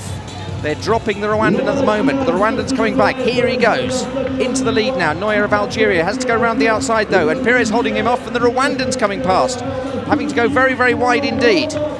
Almost a collision there between them. The Rwandan's coming round. This is going to be a great finish. Pires of Brazil in the green led for most of the way, but it's the Rwandan who stormed into the lead, and I don't think Noya of Algeria can keep up with him. This is a great run by the Rwandan. Muvunyi of Rwanda is going to win their first gold of the Games. Noya of Algeria will get the silver. Alex Pires of Brazil gets the bronze. What a run from Muvunyi of Rwanda. Hermes Muvunyi, fantastic run from him. It looked like they were going to drop him down that back straight. We saw a great run from Alex Pires of Brazil. Noya came past him, and then the Rwandan just came past both of them. He had to go very wide. He's run a lot faster than both of them. And you can see he's only got movement in his left arm, but he uses it to good effect. And he goes past the man from Algeria. So his personal best was 1:56. It's now 1:54.04. He's knocked nearly 2 seconds off his personal best to win that. Phenomenal run from Hervis Mavunyi of Rwanda. Sami Neuer, 1:55.43, and Alex Pires of Brazil, 1:56.45.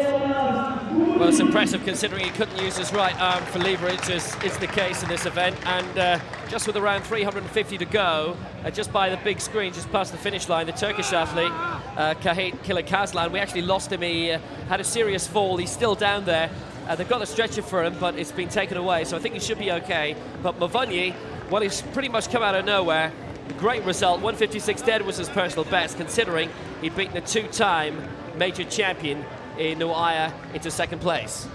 Yes, he did start with the fastest personal best, but the other two competitors, Pires and Neuer, were very, very fancied in this race. But Mavunyi has taken 2 seconds off his personal best to win gold for Rwanda, their first of these IPC Athletics World Championships. That's the last race on the track, live from Lyon 2013, but the discus is continuing and we will stay with you for that. For one more throw, because that's all that's left. At the moment in the gold medal position is Mohamed Zemzemi of Tunisia. Now he took the lead a short time ago. We'll rejoin that shortly. Getting confirmation of this men's 800 metres. So Hervis Mavunyi, personal best of 1:54.04. Previously it was 1:56 dead. Sami Neuer of Algeria, who I thought would win it when he came past on that back straight, 1:55.43. And Alex Pires, who led for most of the race, getting the bronze medal. And a DNF against the Turkish. You can see he's still down there, and that's why he DNF'd. Now, it's down to points in this 51, 52, 53 discus final. We've had 2 world records. Apanes of Latvia with a superb throw of 21.06, world record in the F52, and then Zemzemi throwing that, a world record in the F51. It's put him in front. The throw was 12.40. It was his 5th round throw, and that is a new world record. So 2 world records in the same event, and he has 1 more throw to go. He's taken the lead on points, 10.38 to 10.15, and Apanes could not improve with his 6th round throw. So we're watching the world champion here from Tunisia. Put a lot into it. It's beyond 10 meters, and he's happy with it, as the little yelp tells you, but I doubt it's much of an improvement, but he doesn't care. It's the world champion. He's got the gold medal, and it's a fine victory for Tunisia. This was the first event of the morning, and because of the amount of time it takes to bring athletes up and down, well, it's another world record, 12.62. Thank you very much. So we've seen the world record broken 3 times in this event in 2 different categories, and he is a star man, accompanied by the Star Wars theme. 12.62. I want to point out to you, by the way, this event is not yet over, because there's 6 throws in a row, and we still have Miroslav Mataj of Croatia and Mohamed Bekaral of Algeria to go, so he is the world champion-elect. But you get your 6 throws all in a row, which means that you do not have a chance to respond. Now, we've lost our pictures temporarily from that circuit, but don't worry, we'll do our best to get it back for you. But well done for now. World record, and he's in the lead. We're going to have a couple of medal ceremonies as well before we go off for our lunch. In the men's long jump, the T42, and also the men's 100 metres in the T37. Here's the standings in the discus then, with a couple of throws, a couple of chaps still left to go. But before that, we have another medal ceremony. This is the penultimate one of this morning session. Thank you very much for joining us on ParalympicSport.tv, or you might be watching live at the Paralympic website itself. And I know a lot of national agencies, Paralympics Association in Germany are well represented here, Paralympics Ireland, Paralympics Canada, all the various links on their websites direct to here. And Athletics Northern Ireland do as well, which we heavily appreciate. And also, of course, we're live at various TV stations around the world, so thank you all for joining us. We're in the closing straight of this morning's session. Well, Heinrich Popov is a absolute warrior, and he is the bronze medalist in this T42 category. 100 meters world record holder in T42. We saw him in the 200 meters final earlier, the semi-final earlier. Thank you very much. Popov third, 5.96. Thank you. I Decent tried. attempt. Representing the United States of America. Worked on a lot of the swimming in the Paralympic Games as well as the athletics on this man. He's a very good athlete. He's an even better swimmer. Rudy Garcia Tolson, a new area record, 5.98. Continental record for North America, and he has his long jump silver medal. Thank you very much. But it is gold for Japan. Atsushi Yamamoto, a new Asian record, 6 meters 11, and Japan are top of the pile. Thank you. That's the Japanese anthem. Thank you. It is up there. Well done. Thank you. So winner of the long jump, Yamamoto, picks up Of Japan. the gold medal. Mesdames et messieurs, merci de vous lever, si vous le pouvez, pour l'hymne national du Japon.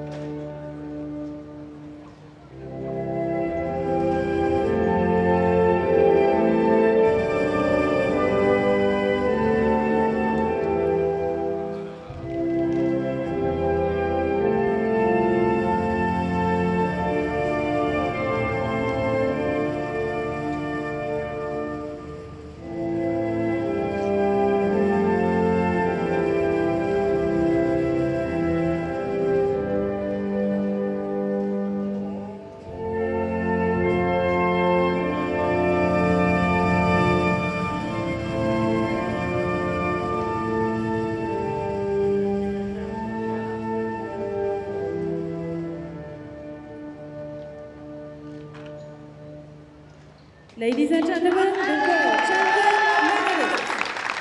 Mesdames et messieurs, les médaillés mondiaux. Just look at the cameras that have come out for him. It's the Japanese people here. Cameras out. As well as the official photographers in the green bibs. So people in the red and white. Athletes, teammates of this fella. They are very enthusiastic towards athletics in Japan, and in fact, one of the main TV stations in Japan, Tokyo Broadcasting System, are one of the companies that provide the world feed for major athletics championships on the IAAF circuit.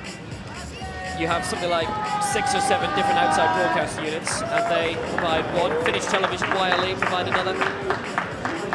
As they're a great athletics nation, also one of the greatest, in truth. It's 12:06 and 40 seconds, and that means it must be time for another medal ceremony, the men's 100 metres in the T37 category, which you remember we saw earlier. It was the 2 Russians that had a bit of a battle. We were expecting Fanny van der Merwe, the world and championship record holder, to be in the medals there, but he was run out into 4th place, and it became a race between 2 Russians, one wearing white, one wearing red, which confused everyone for a while. But it's Russian gold and silver, and Venezuela getting the bronze. Yes, this was a very good performance, actually. Venezuela have sent a very strong team here. Representing Venezuela. Stronger in the para sport sector than in the IAAF athletic circuit.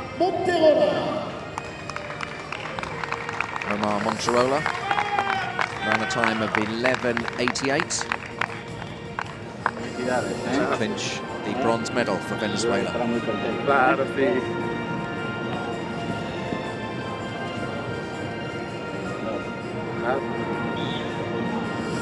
Silver 1 and 2 for Russia.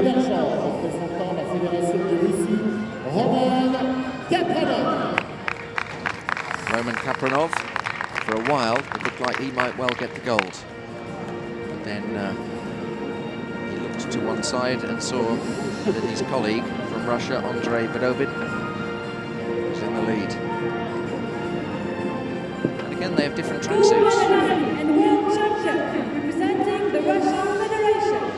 Champion du monde, représentant la Fédération de Russie, Andrei Bedovin. Andrei Bedovin, what a fine run from him to win this 100 metres in a world record time, 11:48, beating his teammate Kapranov, who ran 11:71. One of many world records we've seen already in these IPC Athletics World Championships, live from Lyon.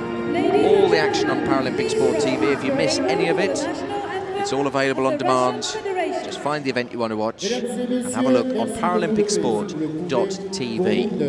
We'll round up the shot put after the anthem of Russia.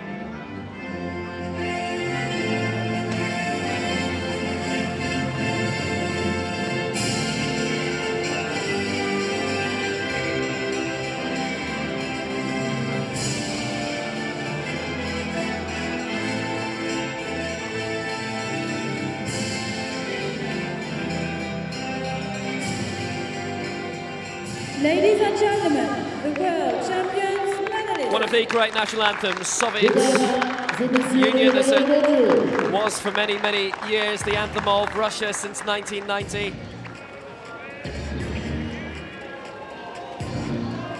Yeah, I think the Russian anthem is up there for me. I think the French anthem's very inspirational. I love the American one. Italian one's good. The Brazilian one's very jaunty. Obviously, I'm very proud of the British one, but you have to say it's not a great tune. Yeah, Stars and Stripes, Russian, Brazil, French. Yeah, the French you could really get, you could really, I think, put your hand on your heart for the French one. Particularly here. I probably won't, but you could if you were French, but I'm not. So we've just got one event still to go. It's the men's discus, the 51, 52 and 53 final. We have another medal ceremony to come. Ladies and gentlemen, victory ceremony for the women's 200 meters T12. Yes, it's the women's 200 meters T12. 200 mètres femmes, T12.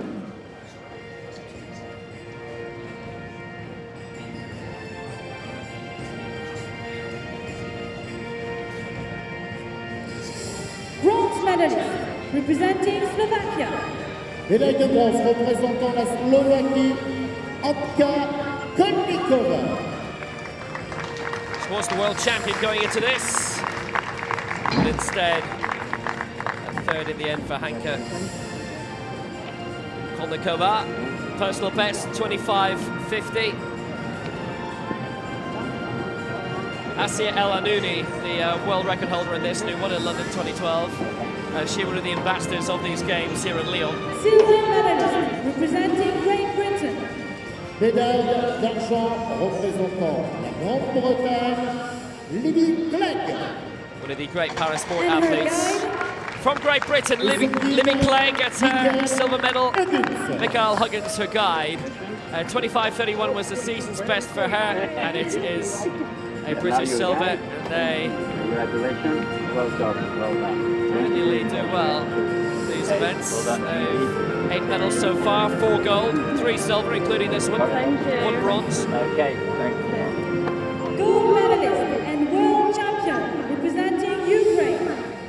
Médaille d'or. But gold for Ukraine. L'Ukraine, Oksana Poturchuk.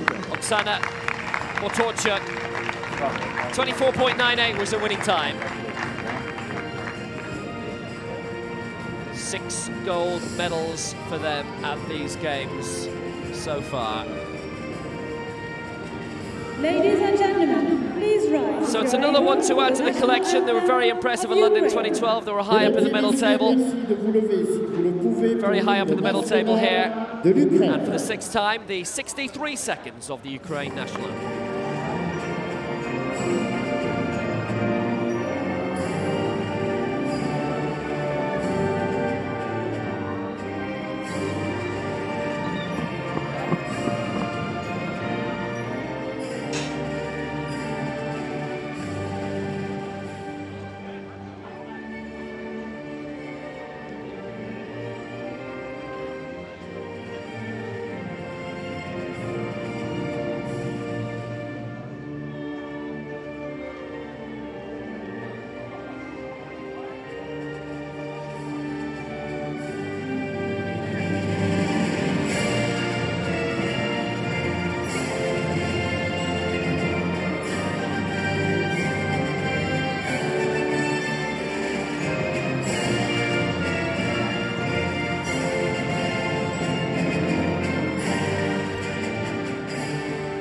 Ladies and gentlemen, the World Champions medalists. Mesdames et messieurs,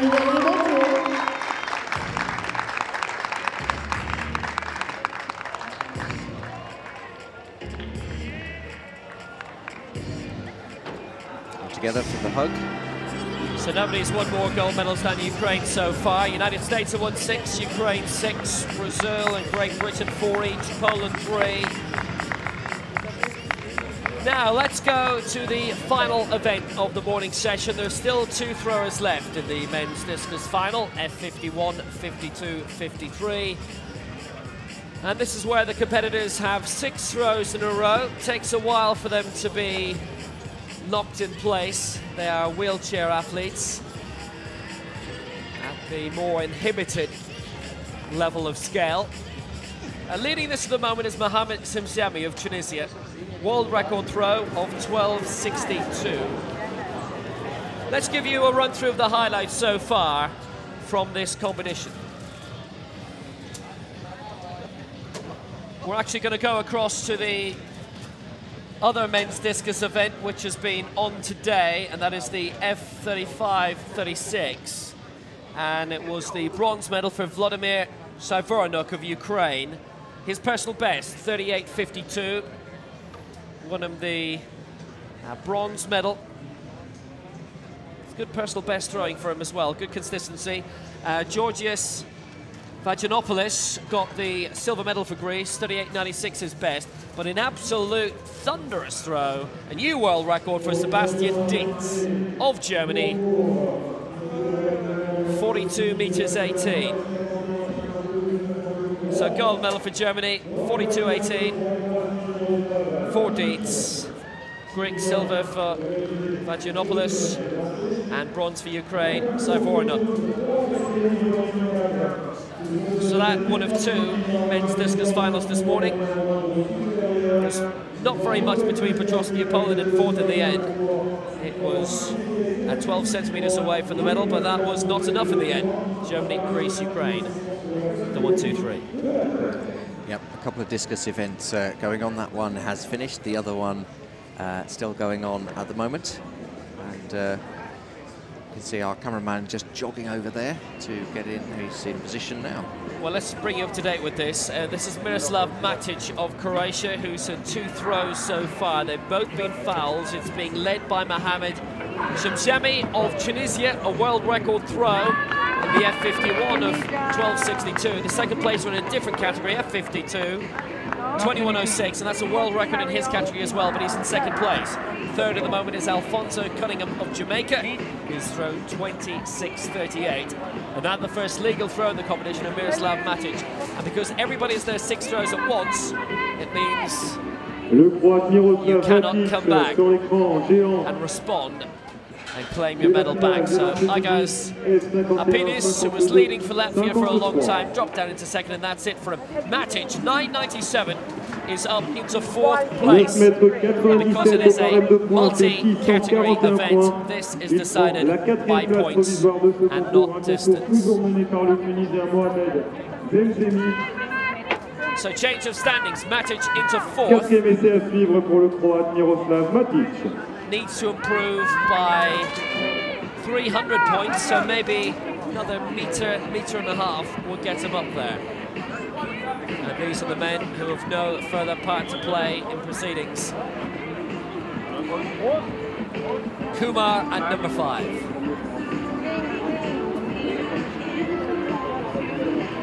After this, we've still got the Algerian Mohamed Berahal, who has yet to throw, and he'll have all 6 of his throws.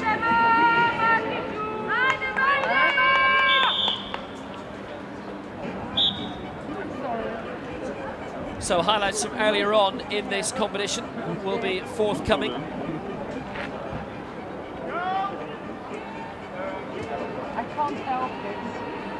So Alphonse Cunningham is in 3rd place for Jamaica. This was his 3rd round throw.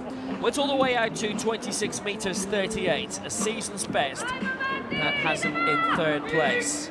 That's good consistency actually, because all 3 throws only had a couple of meters between them, 24s, 25s and 26s. This was a world record throw for Aigas Apinis of Latvia, who was out around 2.5 hours ago.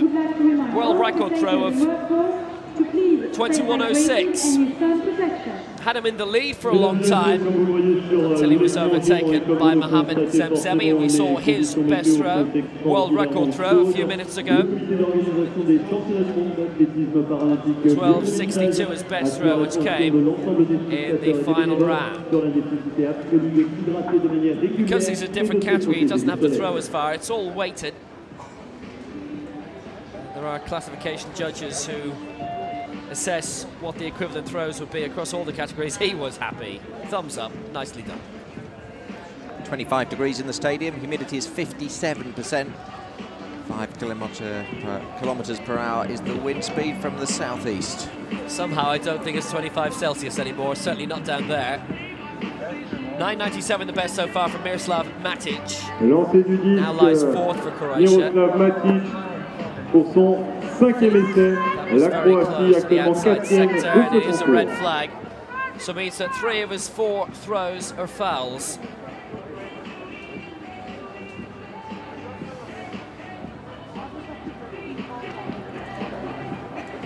Yep, he's taking the strain by the look of it. Not happy with what's happening here.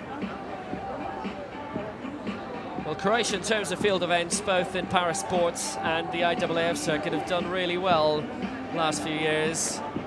They've got actually have the European Discus champion at the moment in Sandrija Perkovic, who won that in Helsinki.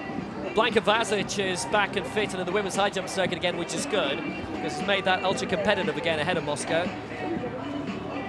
A really good long and triple jumper called Silvia Babic back in the 90s. Still holds the national record in both. Big moment for him here. In the Mediterranean Games. So right, this is it. He's had 5 throws, 4 fouls. An improvement of a metre, I think, will probably get him into the medals, and that's for the classification points holders. The judge has given it a go. Not quite 10 metres, I think. Okay, thank you. The worst place to finish is 4th. Although try telling the person who finished last that.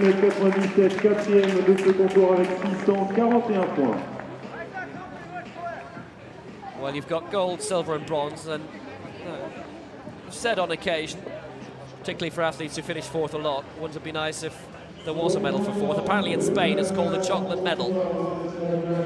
I always thought it would be nice if you could unwrap your medal and there would be some chocolate inside there. Maybe they should give you 1 to take away and 1 to eat. But poor old Miroslav Matic, he's not happy because of his 6 throws, only 2 of them were legal. I think real medalists prefer real medals, to be honest with you. We've got 1 thrower left, and it's Mohamed Behral of Algeria, and he is the gold medalist from London 2012. So this situation, strong chance it'll change. Shumsemi of Tunisia leads, Apanis of Latvia in second place, Cunning of Jamaica third, Matic, unfortunately for him, fourth. 2 world records there. So now what's going to happen for the next 10 minutes is they will unstrap Matic and bring him away, and they will bring Mohamed Beckeral in. And for the next 10 minutes, that's what will be happening. We'll bring you that live coverage of being strapped in for 10 minutes.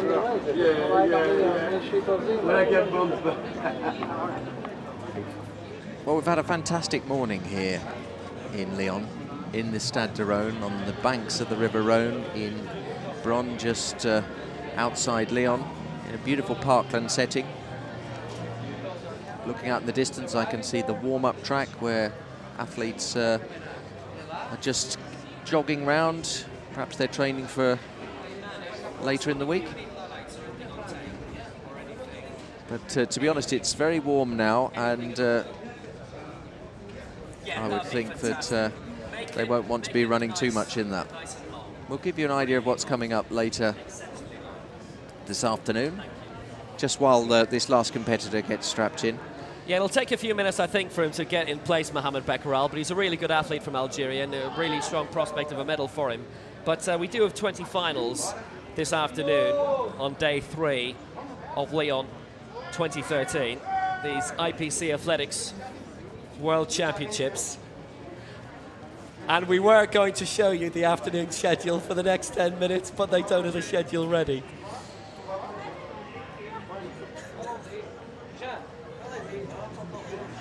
So let's just run through what's happening in this discus throw, the F51, 52, 53 final. In the lead at the moment is Zemzemi of Tunisia.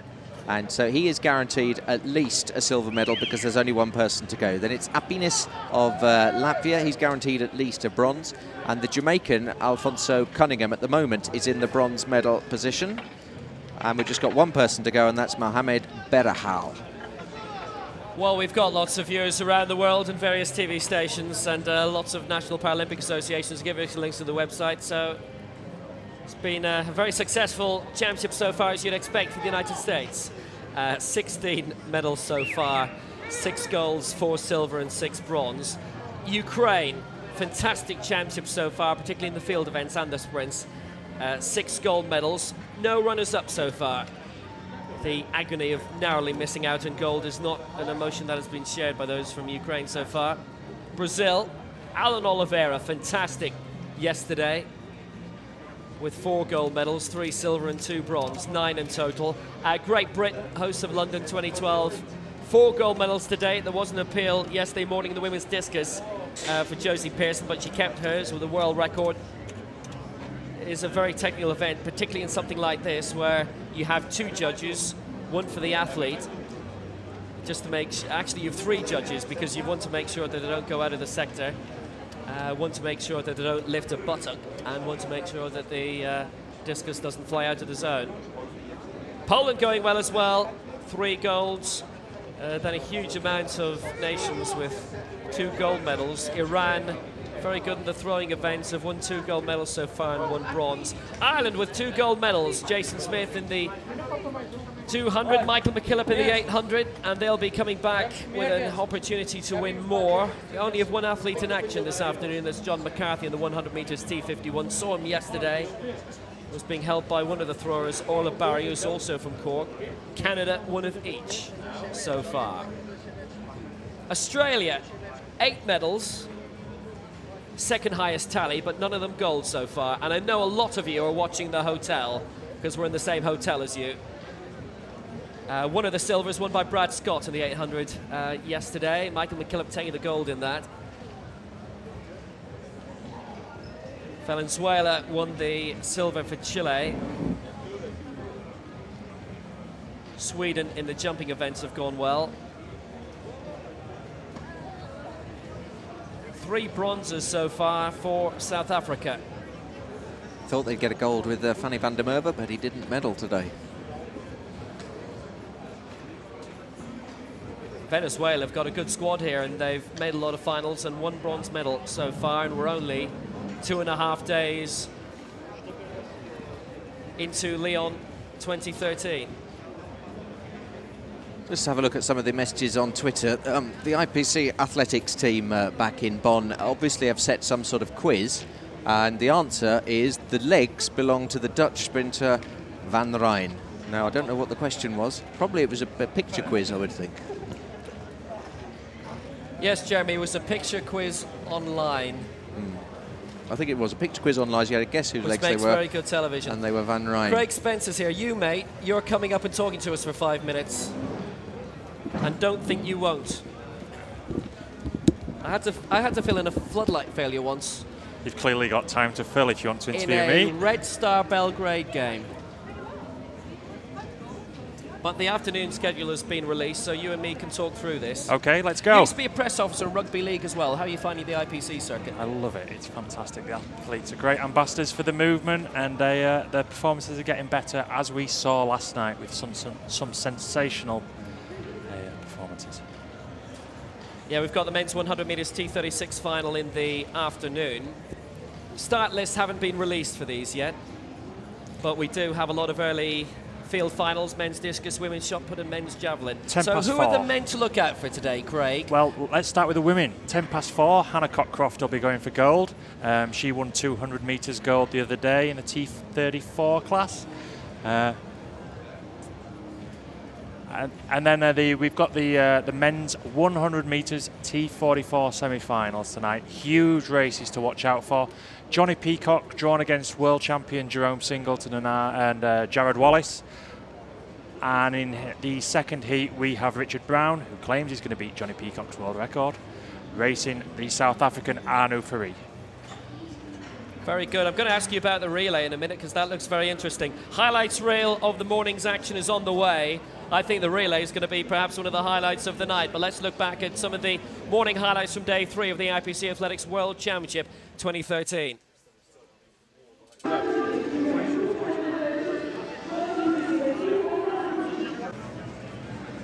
So it was the final of the men's 800 metres T13 earlier, and going in this was the gold medalist from London 2012, Abdulatif Bakr, also the gold medalist from the last World Championships, Łukasz Wojtecki of Poland.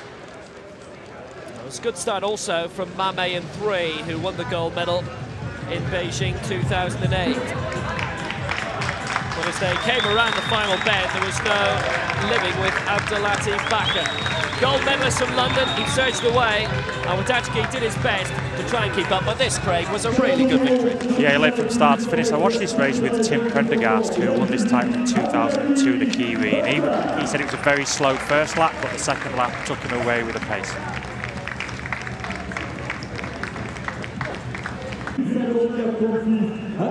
Algeria get the gold. A lot of nations these days, it should be Algerie because that's what it is in French, the national language, but most nations now have their name up in English. Algeria gold. 94 nations here, making this the biggest IPC Athletics World Championships today. Well, we've had the first sprint action of the morning as well. This was the T35 men's 100 metres, and it featured the gold medalist from the last World Championships, Taboho Makalagadi. He was in lane 3 here, and there was an impressive surge away by him, ahead of the Argentine, Helen Barreto. Those two against the clock in the 8:13.22 when it was rounded down. And Makalagadi got the silver medal in London 2012, and he takes the victory in this semi-final here.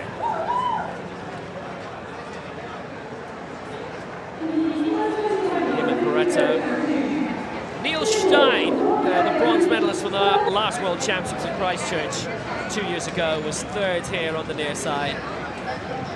They were very much unchallenged in the end. Kevin Delort, the distinctive Belgian vest, he had to wait and see if he would go through as the fastest loser.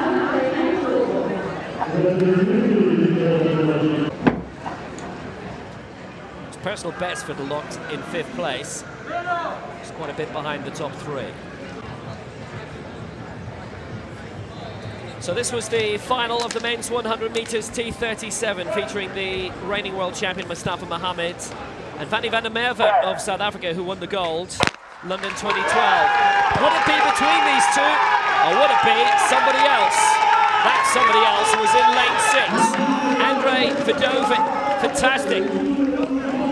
New world record, 11.48 when it was rounded down. And his fellow Russian, Roman Kapranov, won bronze in London, silver here.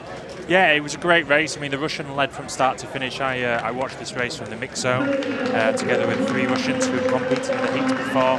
They were delighted to see their teammate sprint to gold ahead of the world record holder, who obviously, I think he didn't even medal, and he saw his world record broken, so it was a bad day at the office for the South African.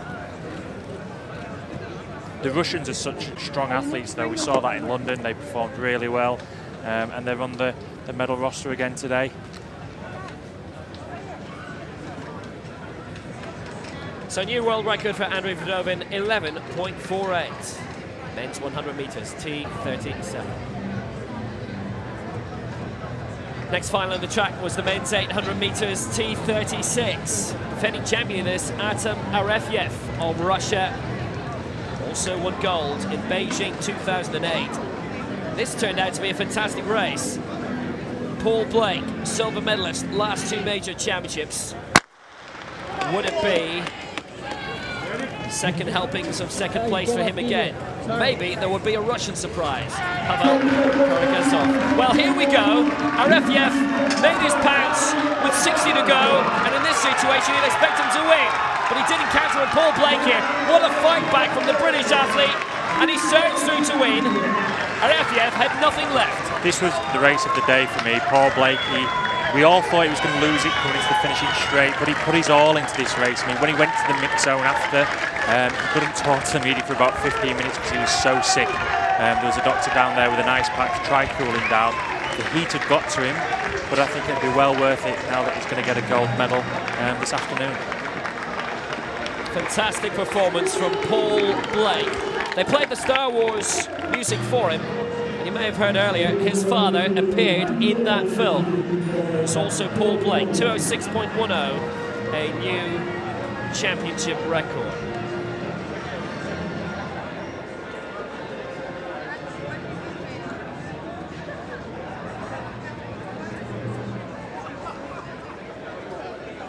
And he is #1 in the world.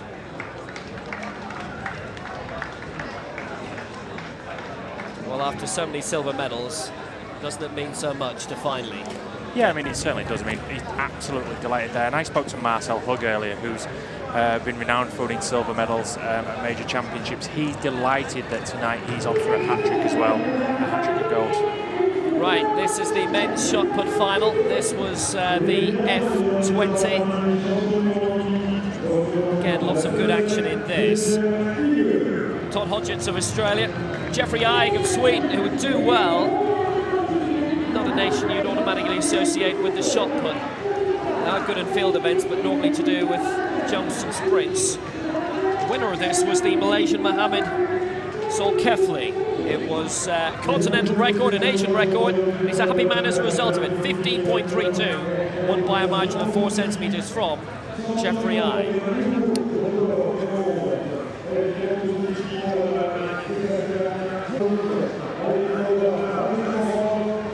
There was good competition from Russia, Alexander Alexandrov.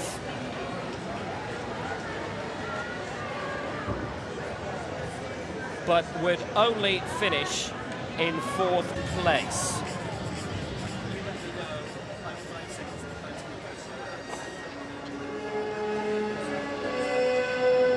But it was a great throw, 15.32.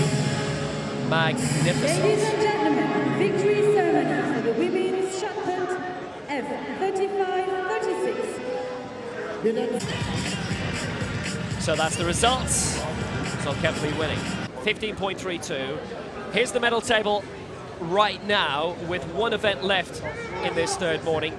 USA 646, 6 gold medals. Ukraine 6 gold medals also. The host nation may win their first gold medal this afternoon in the T37 200 metres. We've got Namibia's Joanna Benson, who's the Paralympic champion, up against a French girl who broke the world record yesterday. So France will be confident of getting their first gold. So here's everybody who has contributed successfully so far to Lyon 2013.